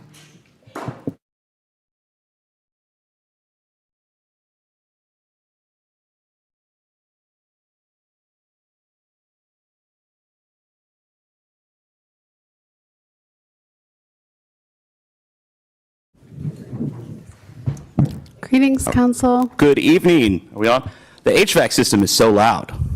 I didn't realize that. It's like, woo, and then when it turns off, you realize how loud it actually is. Good evening, Honorable Mayor and Council members. I am Leandro Barrientos, Digital Communications Coordinator and founder of El Tigre Fest, and I'm honored to open this evening's special event analysis presentation, as you see highlighted up there. I'm highlighting the incredible work and impact of our 2025 events. From El Tigre Fest, the Pride Parade, Juneteenth to 4th of July, we are grateful to Council, to our community for the opportunity to work alongside city staff, local businesses, to continue Tigard's legacy of neighborhood friendliness, fun, and the celebration of culture and diversity. These events bring world-class art, music, food, and experiences for all ages and have become regionally recognized heritage events that attract visitors from across Oregon and beyond. And beyond, I mean like outside of the country. I met someone from Tasmania at one of our events this year. They didn't come to our event, but they were just like happened to be in Tigard at the time. So I'm gonna knock that off. They vacationed from Tasmania to come here. We work closely with our vendor community to navigate city processes, often helping new businesses and entrepreneurs connect to core city services. Through training, communication, and teamwork across departments, these events become living expressions of our community promise and the 5 E's. Boop. Equity, environment, economy, engagement, and excellence. There's also a strong connection between these events and economic opportunity. They help create the conditions for new businesses to grow and thrive here in Tigard. I've had the privilege of working with entrepreneurs, many from Spanish-speaking communities, who completed their very first business license after participating in a city event. Witnessing that first step towards success is deeply meaningful for me and all of us here at the city. I also want to acknowledge the tireless work behind the scenes that make this possible. From administrative staff like Jennifer Byington to our public works team who, hey, what's up? Who build and move the infrastructure that brings these events to life. Their early mornings, late nights, and commitment make all the difference. A heartfelt thank you to Cindy Murphy. I didn't know you were going to be here. Actually, I did. A pillar of our community through her work with the Tigard Festival Balloons, who worked closely with us this year and continues to bridge long-lasting traditions with today's celebrations. And to our police department, your steady supportive presence ensures our events remain safe, welcoming, and enjoyable for all. I'm deeply grateful for this council's engagement and enthusiasm in all of the events in celebrating the beauty and diversity that make Tigard such a special place. It is an honor to be here with my colleagues, Management Analyst Alex Richardson and Assistant to the City Manager Nicole Hendricks, to present the 2025 Special Events Analysis. I'll now hand it over to my colleagues with a reminder that our events, grounded in the 5 E's, are lasting symbols of hope and joy for Tigard, showing how collaborations between council, city staff, local businesses, artists, and partners can create vibrant, meaningful experiences that foster business opportunity, belonging, connection, and joy. Thank you. What a way to open, right? I feel like my energy, like, just Let's go. vamped up. Hi, everybody. My name is Nicole Hendricks, assistant to the city manager. And actually, I'll go forward a couple slides, please. Or actually, I'll just touch base really quick on the second slide. So go ahead and move forward one. Oh, one more. Perfect. Okay, so our goal for today's discussion is around our events, specifically for 4th of July, Juneteenth, Pride, and El Tigre. And what we want to talk about is our current service levels for these events. So do we want to keep the current service level, and current service level being how we approach our events? What services are we providing, activities, programming, things like that? And then once we decide on current service level, then what are the considerations for achieving those desired levels of service? Next slide, please. I feel like Leandra already gave a great background on the history, so I'm going to move forward to our cost event analysis. So in your meeting packet, our team provided in-depth analysis for all of those events, and the analysis breaks down each event with key observations, partner contributions that have been provided over the years, and then year-over-year cost trends by expense type. So that includes the breakdown of staff time, contract support, and programming, which includes things like advertising and event activities. So we wanted to highlight a few of the observations that we made as a team after kind of seeing some of the data. And the first being that the costs for these events generally are continuing to grow each year without matching revenue growth. So this is kind of sounding similar to the budget conversations that we were just having. So something to note, so prior to 2021, the city didn't host any of these events. So a lot of these events are new in the last 5 or so years. And we've taken that on without that matching revenue source. So we have explored opportunities such as efforts to obtain sponsorships over the years, which Alex is going to speak to in a little bit. And then we also have tried to be thoughtful about with things such as equipment for events, trying to purchase that so we don't have to rent it out and it gets more expensive each year. So we're trying to be thoughtful about the way we can save on money, and even ideas to sell like merchandise at events and things like that. But generally, expenses are continuing to increase without that revenue growth. And then the second observation we made was just that our partnership support generally is declining over the years. We've seen growth in support for events like El Tigre, but we've also seen partners who have had more prominent roles in financial and logistical support, taken steps back over the years because they have a lot going on as well, and they have budget cuts that they're dealing with, and so it's just a lot for them to navigate as well. So we just don't have that stable partnership for these events to help manage and fund. And then the third being that the interest and expectations of these events grow each year, which is exciting because the community cares about them and wants to see them be successful. So that also means that the scale of the events and the costs associated with the events and the amount of time and staff that are involved it's a lot more each year, and we don't have dedicated event staff, right? So we're different teammates across the organization come together and make it work, and we have incredibly talented people who can do that, and also it's in addition to all of their other duties. And then the other thing to know about the staff impact too is just there's a fiscal impact there we don't budget for costs for things like overtime, right? And that comes up with events around police helping us with Pride Parade and being visible and helping with all the events, and our parks team members being available because we use Cook Park as for events. And so there's just that fiscal impact to consider as well. And then the last observation, just relating to the previous point about impact to staff, is increased reliance on contracted support. So that's something that we've needed and valued from planning and logistics and just helping produce those events. So that's just something that we're relying more on as time goes on.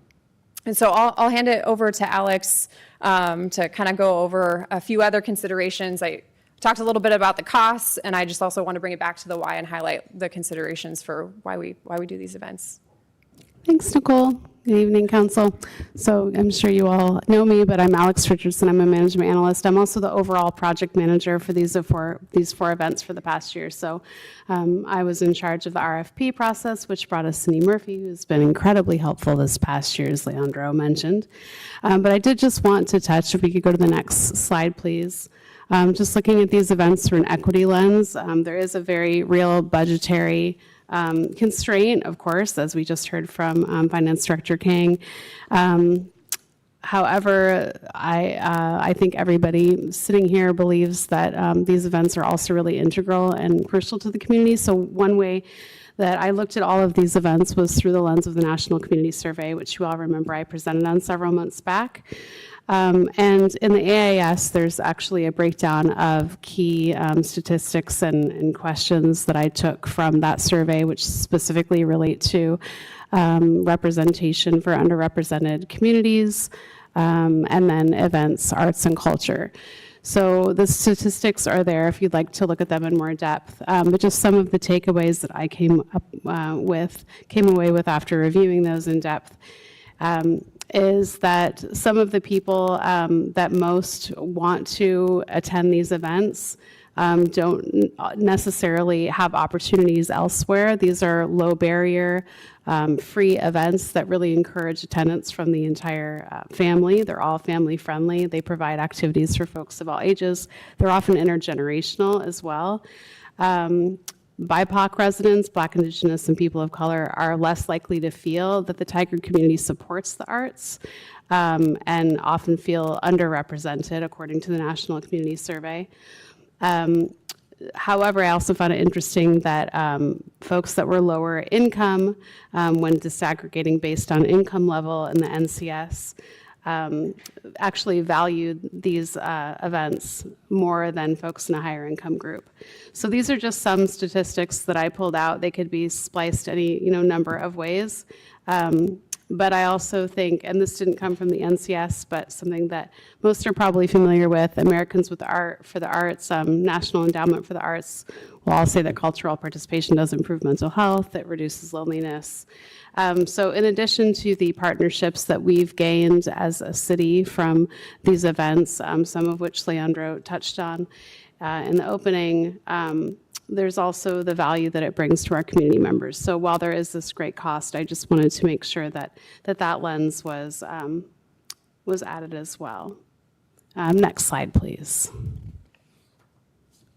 And then for the sponsorship analysis, so this is something that Nicole led, and we met with Recreation as well as Finance Director Kang, and we looked at sponsorships that we have pursued as a city, both in recreation and for our 4 city events, so Juneteenth, Pride, El Tigre, and 4th of July.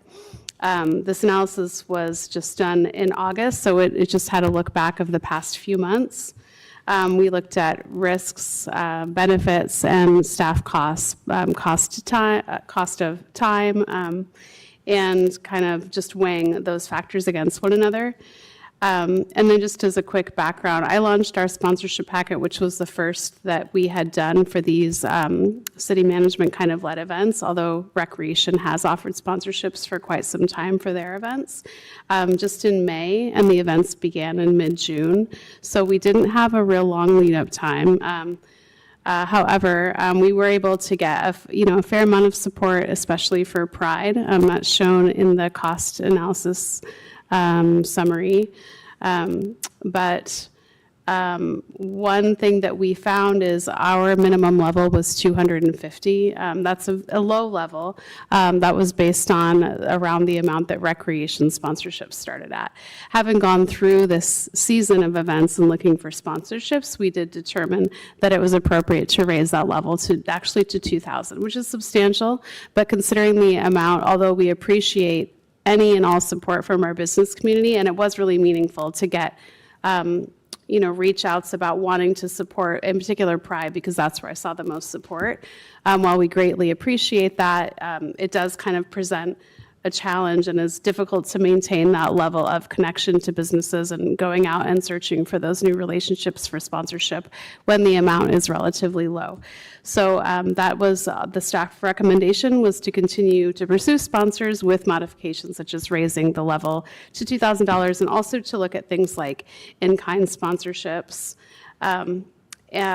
And I will say that in order to continue pursuing those higher level sponsorships, it will kind of place more demand on staff time. So that's something that we're looking to, if we want to raise revenue in that respect, we'll have to also take time out of other areas to maintain that. So, like everything else, there's a trade-off involved. But that's the conclusion that we came to there. So thank you. Yes. President Wolf. Okay, thank you for that. And and thank you for the packet on the sponsorships. But what I wonder is, should sponsorships be relative to impact? So if we're talking about 4th of July and 8,000 to 10,000 people, is the right champion 5,000, 7,500? And I don't know that we can get the drones to go boom up top, but I mean, or El Tigre, right? So it seems to me we should scale an opportunity relative to impact. And so I'm just curious if you've thought about that and just kind of that outreach to larger businesses. And I'm not saying any of this is easy, because I know it's not. But that was just in my mind because I think the 4th of July is such a great impact, but obviously it's getting very expensive if we continue with the drones. So just trying to be creative on how we can support that. So. Thanks, Council President. We didn't specifically talk about tier sponsorships or considering them just based on specific event necessarily in terms of the entry level amounts, but I do think that that's a point well taken, and a lot of it is in the storytelling and how much lead up time we have, and kind of having more of a time to create to make sure that businesses know what the advantages and the benefits are, and really building that out further. So I think with more advanced time this coming year, that's definitely more plausible and feasible. And if there's opportunities for assistance, let us know on that too. So thank you, Council President Wolf. If I may add, on your point on tiered sponsorship levels, there's a level of engagement that happens, and I'm speaking directly with one of the sponsors we had, Ziply Fiber, who had they have an engagement person that works there. His name is Kevin Guyen, who helped us in kind provide the soccer match at El Tigre this year. So there is a level of long-term financial viability and partnership with Ziply Fiber. They're our neighbor. We share a parking lot with them. So I would love to explore seeing those tiered sponsorships for events like 4th of July and El Tigre. Councilor Shaw. Thank you, and thank you, Councilor President Wolf, for answering that question. I had a similar question, but another one is, appreciate the first-time sponsorship package that you put together, because I know that had not been done in the past, and we'd always been a little late to the game to ask for sponsorships.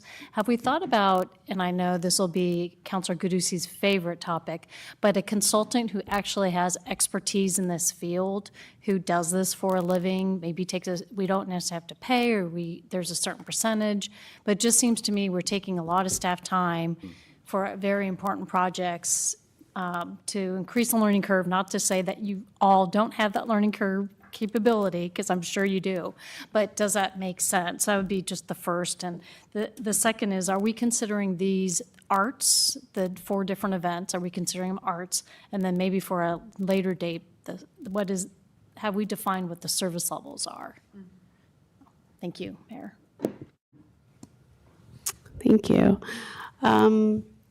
In terms of working with a contractor to pursue sponsorship specifically, that is one of the considerations that we thought of when we conducted the sponsorship analysis. And I think it becomes just a larger cost. We were lucky enough to work with Mirko Productions this year, and that was incredibly beneficial. That was not something within our contractor scope to pursue sponsorship specifically. So we talked about adding that on to the RFP next year, or even looking at an additional contractor. However, of course, then there would be an increased cost in the contractor expense. So then it becomes what's their goal in terms of what they're bringing in versus the cost, of that. But yes. Thank you. That's also a point well taken. And I'm sorry, what was your second question, Councillor Shaw? I was just wondering if we consider these 4 events art. Because Are they arts events? Arts events. That's a great question. I feel like that's sort of subjective. I would be curious to hear what you say as well. The sole, not the sole focus, a major focus of El Tigre is the live music. We get bands that are regional or even national, and so they attract their own, they bring their own audience with them. I also saw a lot of dancing at El Tigre. I feel like that's a highly art engaged event. We have artisans that are selling creative products, and we have some arts activities there as well. But I think it does vary from event to event. I think Juneteenth not as much. I think some yes, maybe some not so much. Thank you for the question. I did want to add on in your first question of, we did have a conversation with our former communications manager, specifically on whether we can bundle one of our contractors. We work with Sailor Talent Agency to see if they could pursue sponsorship opportunities. In our first year of El Tigre, we did find a sponsorship with Metro. So we were able to find local opportunities, but therein lies and we looking at other sponsorship programs that have been well developed, such as like Mirko's perfect example, and Parks and Rec. Their relationship and long-lasting community partners that you see them come back every single year. And I think some of the integrity that we really want to maintain, Tigard-centric, Tigard-focused, I would be willing to research to see how we can partner with a sponsor consultant, but taking the caveat that we want to maintain those relationships long-term in the 2 aforementioned programs. And your last question about the tiers, is that related to sponsorships or just the general levels of service question back to the bigger? Doesn't need to be answered tonight, but just going to Council President Wolf's part of what I think was her question, just the service levels per event and.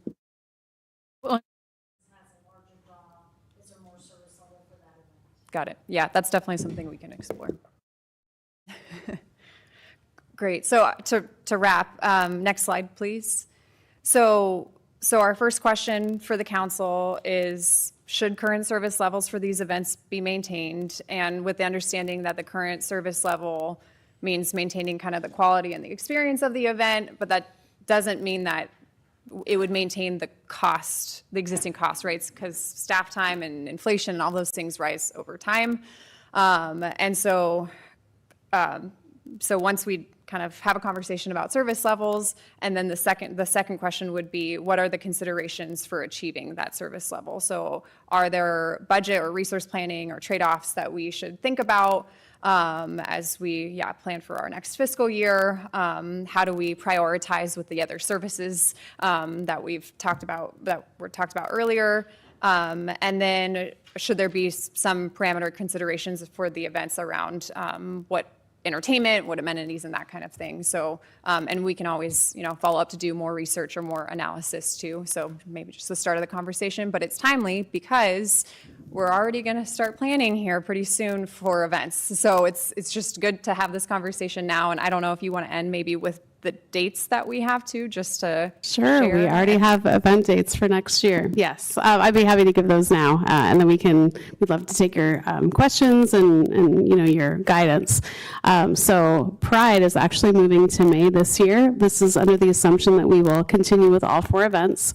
So it is set for May 23rd, 2026. And then Juneteenth will be June 20th, 2026. 4th of July will be on the 4th of July. And LT Gray will be on October 3rd, which is the first Saturday in October, which is always the date that it is. So you can save those now. And yeah, with that, I think that wraps our presentation part, and we would love to hear council's guidance. Thank you. Councilor Robin, would you like to jump in to Yes. answer those two questions? Yes, thank you. I thank you for all the information. I really appreciate it. I do have a quick question. For the contracts, for the two Juneteenth and Pride, they both have a $7,500 contract. Was that solely the Merco Productions for each of those, or was that something else, another vendor as well? I believe it was just for Merco, and I can double check the data that we had, but I'm pretty sure. Yeah, we did have one community partner that we worked with for Juneteenth as well, but I believe that we categorized that as programming expenses. Yes, so I believe yes. Okay. This has been a tough year for everybody. We've had to cut budget already. You know, everyone had to take a 10% cut. So 3%, sorry, 3%. I don't mean to exaggerate. I do have some concerns that costs are going up, and on several of our events, attendance was down. Attendance went up by, if my middle school math still works, which I question that. Pride, the attendance went up by 21%, which is awesome. Expenses went up by 24%, though. Juneteenth, attendance has been flat for the last couple of years at only 150 people, yet the cost has more than doubled since we started, which I would expect it to go up because, you know, you start small and people like it. So I really want to get the cost went up a lot just over the last year, a couple $1,000s, which doesn't seem like a lot, but when you're spreading that over only 150 people, I really think we need to figure out how to be more cost conscious with that, and or get more people to come. And I will just dump that right back on you because that's a very, very hard task, right? To advertise, get people out, all those things. But I just want to point out the numbers. LT Gray attendance was down by 50%, and I know that's because of fears of immigration and everything that's going on with that, so I can't really fault that.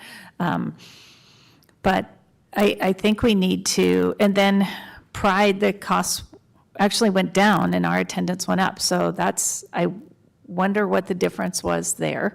I know that, and that's not even counting the increase in sponsorship, so whatever we did there was fabulous. And then I think that personally, we're getting too expensive on 4th of July, especially since attendance went down by 20%, and who knows why. So maybe we need to relook at the drones and try something different for this next year, maybe go to fireworks. I know that's a change from our ecology and environmental promise that we've made to try to be more environmental, and there's more waste with that and pollution, but people love it, and I think it's less expensive. So so those are my thoughts, but also to only have a $250 sponsorship for 4th of July is so disappointing. We should have like a $10,000 sponsorship. So I hope we can do that, and if you need me to be out there knocking on doors, I'll do it. But so I think we really need to look at each event separately, really cater how much we're spending and figure out, are we spending, just like we had public comment earlier saying for Juneteenth, we're spending however much, he said, he did the math, $186 a person. That's the best wedding that I've ever gone to, and the food was great, the music was great, but does the public really want to spending that much? And so what can we do differently? But I'm not saying cancel anything because I do love all the events. Okay. Councilor Godussi. Thank you, Mayor Hu. One question that I have for 4th of July specifically is, I know that for things like the Balloon Festival, parking ends up being a great generator for some of those funds. And if we were to do something similar, would that both help with traffic flow and help reimburse some of it? This is not territory that I personally have broached since I've been an events manager. Looking at Cindy, but I mean, I think that that is a viable thing to consider. I think that there would be all kinds of operational considerations that we have not had to think through at this point, but I definitely think it's worth exploring. And it is a lot of people to get parked. We're already doing a lot of traffic control. So in some ways, it seems that it couldn't add on a tremendous amount in terms of logistics and possibly have a real benefit. I think, what I would want to do is talk to our finance department and see what, considerations we would have there, what ramifications. I think it might be sort of uncharted territory for us. I mean, we don't charge any entry fees for any of our events or for anything except for the vendors, of course, charging for their wares. So it would be a new path, but. We charge. We have a business license fee. Oh, we do have a business license fee. Yeah, but in terms of like entry fees or that sort of thing to the event itself. But yes, I think that's a sort of good possibility. Thank you. Council President Wolf. This is just specific to your question, Councilor Caduce. And I'm looking at Cindy, and at the risk of getting in the weeds, I'm going to jump in and try to pull back quickly. Parking is driven by volunteer organizations whose funding goes back to them. Correct, Cindy? So if our goal is to reduce our costs, we can't offer the same thing to organizations. And if I'm way off base on that, then I'll just shut up and sit here. But for a one-day hit versus a weekend, I just want to be mindful of the motivation of all the volunteers that do that is because they get a return for their clubs. We can follow up with Cindy and work out some details. And I just want to be mindful of time. So can you just get to the two questions? Should the service level be maintained, and what are the consideration? I do want to move us on, so that's too much in the weed a little bit. So please. Really quickly, so I actually have been parking for the last few years with the Tiger Breakfast Rotary Club, so I was one of the volunteer groups, but the intent wouldn't be to do it as a volunteer basis. It would be, so instead of having those people that were directing traffic, have them do something similar. So then the city ends up getting the profit as opposed to the nonprofits. But in terms of these questions, yes. Yes, okay. Councilor Schlack. Thank you, Mayor, and bear with me, folks, for a moment. Thank you so much for doing this cost analysis. I know that is something that I requested. I think this has been very informative so we can be really intentional about how we spend our community's taxpayer dollars. And I want to start by saying I do support having a community event for Juneteenth and for Pride and for Independence Day, and I love LT Greyfest. But I'm really concerned about the large growth of resources, time, money, and staffing, all these areas that you mentioned, over many years for 4 one-day events in Tigard. I mean, to put this in perspective, folks, we're at the point where we're spending as much money on these events as we are an entire year's worth of social services and community events grants across the entire city, because that's about, I think, $389,000 between general fund and TLT dollars. And we have to prioritize our funds. I mean, we cut the police and public works budgets by 3% this year, and I'd rather see $300,000 go towards backfilling that, or into our homelessness response, which has generated a lot of community interest, or into our year-round programming that we do at the library or with our recreation department, or into supporting our senior center, which was a big topic during the budget process, or into trail maintenance, like we discussed earlier today. I can't justify that amount of money going to 4 one-day events like this. And I think it's really excessive that we spent $80,000 on a drone show at 4th of July, no matter how beautifully crafted it was. I mean, there's only so much money to go around, and I would have to advocate for a cut in service levels just based on our current fiscal constraints. I just can't advocate for anything else in good conscience. Thank you. Thank you. Councilor Shaw. Thank you, Mayor. I appreciate very much the cost analysis as well. Thank you. I think we took some time to get over the few years. We had a few bumps like COVID and others. I will disagree with both my counselors, Robin and also with Schlack. When you look at the difference between the drone show at being $35,000, yet it brought 8,000 people versus 2,000, about 2,600 people. There's a significant ROI there. We were very late to the game in asking for sponsorship. We previously had the month before, so in June. Last year it was May, so it's ripe for opportunity we haven't touched. Having said that, I agree wholeheartedly that we are in a tough budget situation.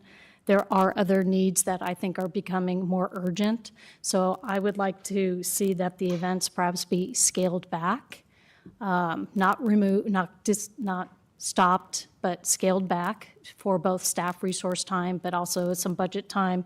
Perhaps it's 3% cut, maybe it's a 10%, but I think that number can be agreed upon. But also, I think there's a huge opportunity for sponsorship. We just haven't done that in the past. So I'm going to look optimistically. I say, yes, we should scale down, but look for sponsor opportunities. And then I'm looking at the mayor. He's glaring at me. What are the concerns for achieving desired service levels? I think I answered the question. Thank you. Thank you, Mayor. I appreciate it. Let me finish with Council President Wolf first. Thank you, Mayor. And I do think it's hard just to answer these questions just like yes or no. So I agree with Councilor Shaw that I would really like to explore sponsorships in a timely fashion, that you were actually given the bandwidth and the lead time. So my question is, when do we have to do a go or no go on the drones? Does anybody know that? Do you want to speak to the contract timeline or when we should do the RFP for that? I believe that we, at this point, we don't have any, they're not contractually obligated to work with us this next year, but we're sort of penciled in. So typically, we would begin trying to solidify that before the end of this year. I don't have a firm date on that. Okay, because I didn't think that we had that nailed by the end of the calendar year in the past, and so maybe I'm wrong. Because my point was to piggyback against Councilor Shaw, is I'd love, Cindy, if you've, yeah.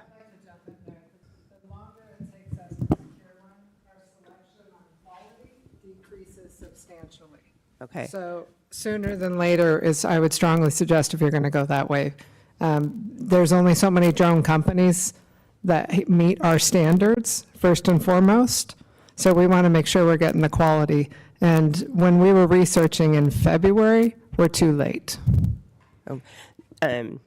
So then I'm not sure what my answer is, because my hope was to say, give you the lead time you need to actually see if you can get $7,500, $5,000 sponsors to start taking away some of that cost, and then decide, is this going to work or not? Because I think 10,000 was curiosity. I was really pleased to see 8,000. I don't know if year 3 really gives you that data point of who's excited about spending, the time at Cook Park. So I don't have a great answer for you, because I think we need to understand that. I love that we do a Juneteenth. I am certain that TTSD has continued severe budget constraints, but kind of navigating that on our own, and the level of attendance, I wrestle with that. And maybe that's having so many June events, it's a lot. And then you throw graduation and everything else in there.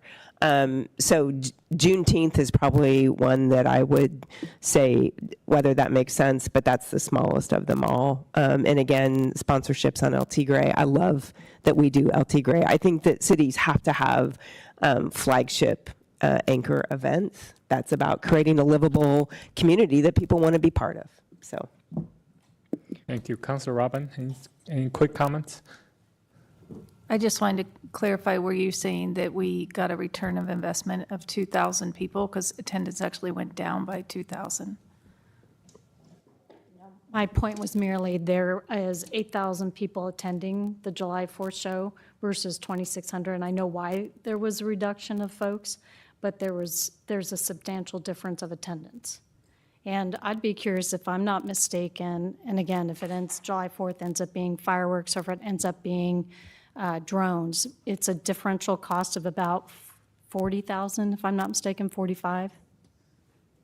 Yeah, so to my knowledge, we didn't go out and, obtain any proposals for a traditional fire show, at least not since I was involved with this project. However, when I just was kind of doing a general search several months ago, the range was $25,000 to $40,000 for traditional fireworks. I did want to add as well that we did do a survey post 4th of July, and a community member recently asked for those survey results. And as a result, I'll create a report and put that online, so we'll make sure that council receives that.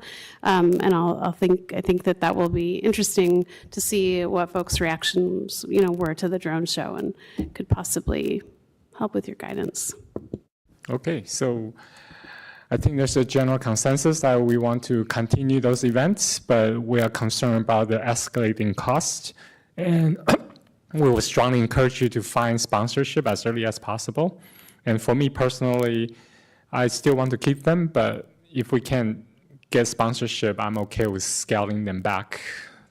So, Councilor Schlack, quickly. I just wanted to clarify, I don't think anyone here said cut any of the events in particular, but I heard a majority for scaling them back in some form. So. If we don't get the sponsorship to fill in the gaps, so, all right. Yep, So, thank you. Did you get what you need for today? We sure did. All right, thank you so much. All right, so next Thank you. item, thank you. So next item on the agenda is the City Council Goal 2025 to 26. And we have the Assistant to City Manager Hendricks coming back.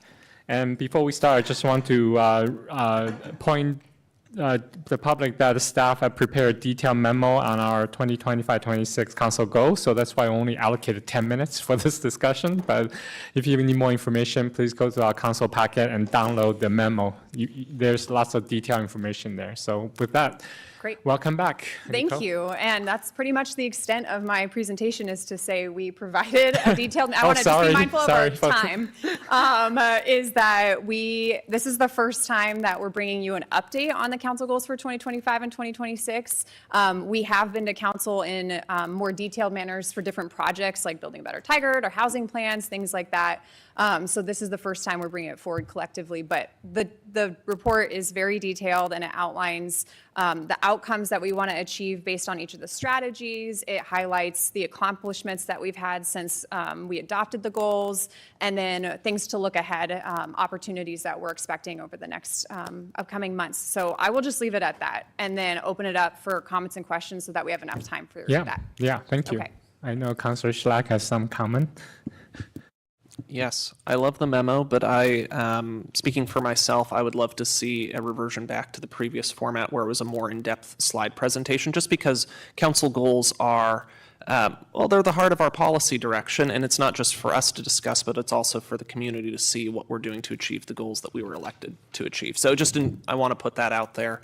I do love the reporting matrix. I will say that this is great in terms of understanding who's doing what and who's accountable for different directions.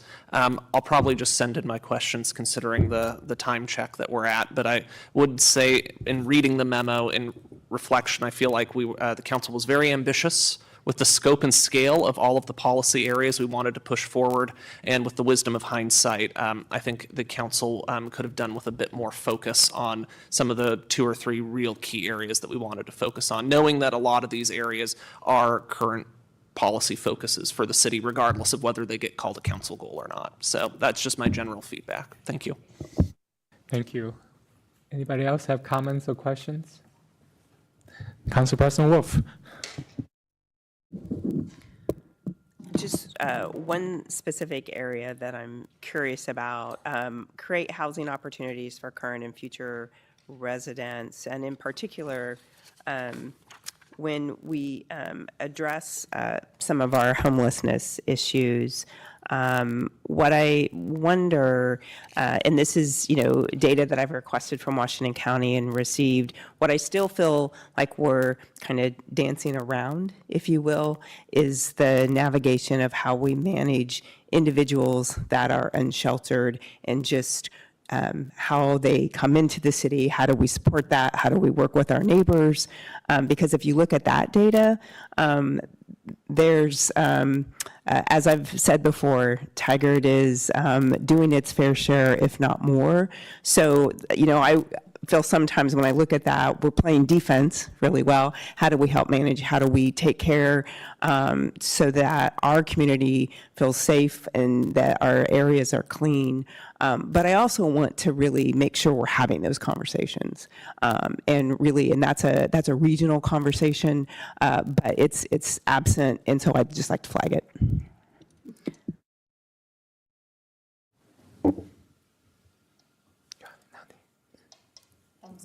Thumbs up. Okay. So, I just want to thank the city staff who stayed. Some of them are virtual and some of them are here just to answer questions if you had any. So thanks, team. Likes us to come up with questions? I'm just I was not asking for questions. Okay, I'm done. oh, well, thank you so much. All right. All right, so there being no further business, we are adjourned. So good night, Tiger.